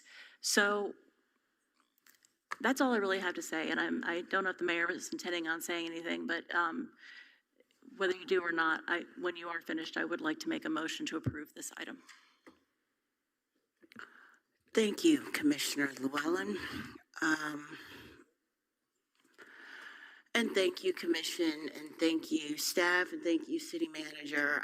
The weight of this discussion really lets you know how heavy and what a great topic, what a meaningful topic it is to our community. City Manager, you did a phenomenal presentation, and the reason why I am so supportive of our city manager is because he knows how to talk to me in a way that I understand things in the way that things make sense to me. And you've done that this evening yet again along with your team. But at the core for me, it is always going to be the people. The people put me here, the people promoted me here, and the people deserve to have a sufficient amount of conversation and a sufficient amount of their voices heard on this topic. Because I do know that the people who are listening to this now, these are the people who look up our agendas. These are the people who email us. This is not the majority, and those are not the majority of the people who live in the city. There are people who are engaged in these commission meetings and people who, really care about what happens every single meeting. They show up, they email, they call. But you have a significant, I would say thousands and thousands of people who care about the forward progress about the development, and they were very excited when we listened to them a couple years ago and reduced the height and density by 50%. I do not believe that is representative of what is here tonight. And so that's my only issue as far as making a decision this evening. I don't believe that we have given this the full opportunity to have people have their voices heard, and we're not in that much of a panic that it has to happen tonight or it's never going to happen. I think we can bring this back. I want to be able to support it because I do believe, you guys know I'm an aesthetics person. I do not like those hotels. I do not like the seediness of them. I want my city pretty. I want it gorgeous. I want it beautiful. I want that Rexall to be replaced and with something wonderful and business and booming. We would all be so much happier if we could have the things that we want.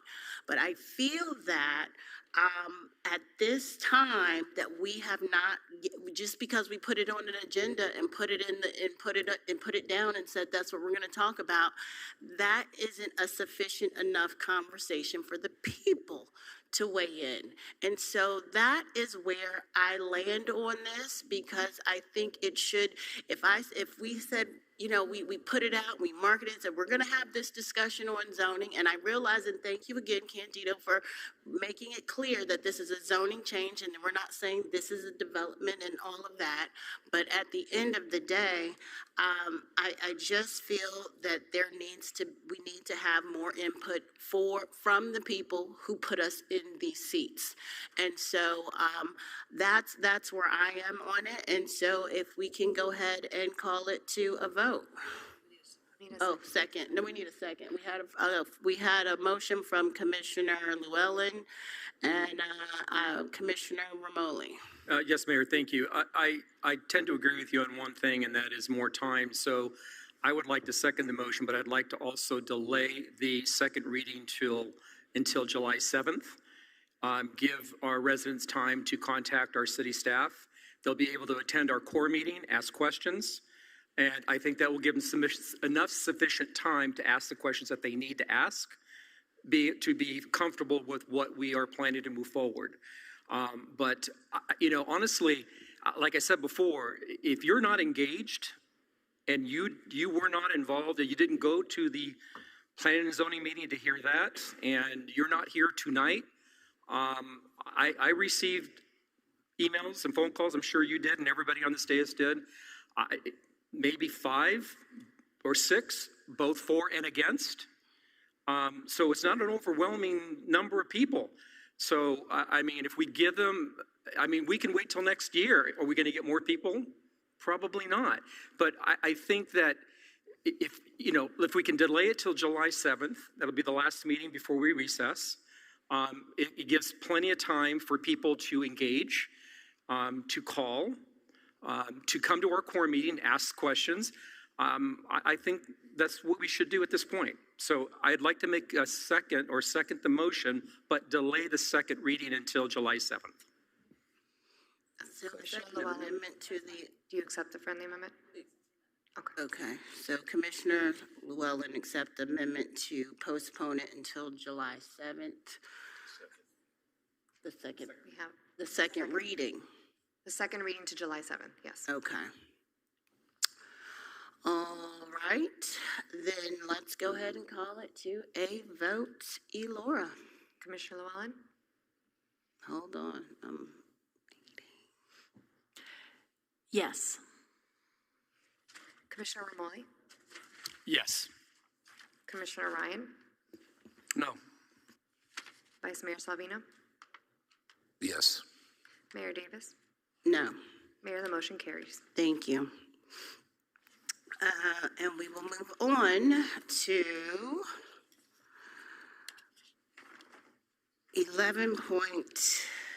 12.1, second reading ordinances. If you could read that, please, Eve. Yes, Mayor. An ordinance of the City Commission relating to advisory board attendance, alternate board members, and eligibility by amending the following sections of the code. 1, Section 811-130, Public Art Advisory Board. 2, 2-120 Marine Advisory Board Members Compensation Term. Section 2-121 Marine Advisory Board Rules of Procedure. 3, 7/2010 Planning and Zoning Board created appointment. And 4, Advisory Board resolutions relating to the following boards: Parks, Recreation, and Community Affairs Advisory Board, Green Advisory Board, Education Advisory Board, and Charter Review Board, in order to modify the qualifications and attendance of Advisory Board members and to provide for Advisory Board alternate members when not previously provided, providing for codification, conflict, severability, and an effective date. Mayor, Vice Mayor, Commissioners, this is a second reading for the text amendment on the board attendance, and I'm available if you have any questions. It makes attendance consistent, so on the third absence, that board member would be removed from any board. And as we had a charter amendment of requiring a year residency for board members, that was reflected in all of our code provisions, replacing the 6 months. Okay, this is a public hearing. Does anyone wish to speak for or against this item? Seeing none, closing public comment. Commission, do we have a motion? Commissioner Llewellyn? I'll make a motion to approve item 12.1. Okay, have a motion from Commissioner Llewellyn. Do I have a second? Second from Vice Mayor Salvino. All in favor say aye. Aye. Any opposed say nay. All right, item 12.1 passes unanimously. And then we have item 13.1, which is discussion and possible action regarding the Public Advisory Board vacancies. Whose job is that?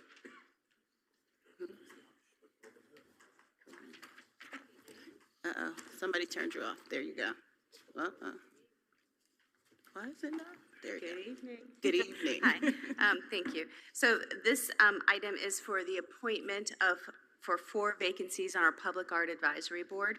The 4 people have termed off, and these are 4 Broward County residents. It's not Dania Beach specific, because we wanted to cast a wider net, because we want these 4 members to have an art background, because we know that's important to the Art Advisory Board, to the function, how it functions. So we did receive 8 applicants.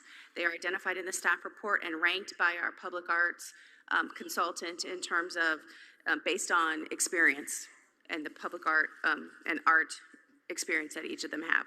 And so there are 4 positions. I want to identify that 2 of them are for a 3-year term and 2 are for a 2-year term. That way we don't have everyone rolling off at the same time and have to reappoint the whole board.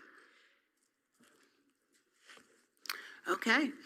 Thank you so much, Corinne, for that presentation. And I'm always, as the commission liaison, I like that the Public Art Advisory Board does have different nuances than the other boards, and that we bring in expertise and subject matter experts from Broward County. So I would recommend personally just to go with the staff recommendation for those 4 applicants, and I'm willing to hear any information from the okay, do we have consensus to move forward with the staff recommendation for the top 4? And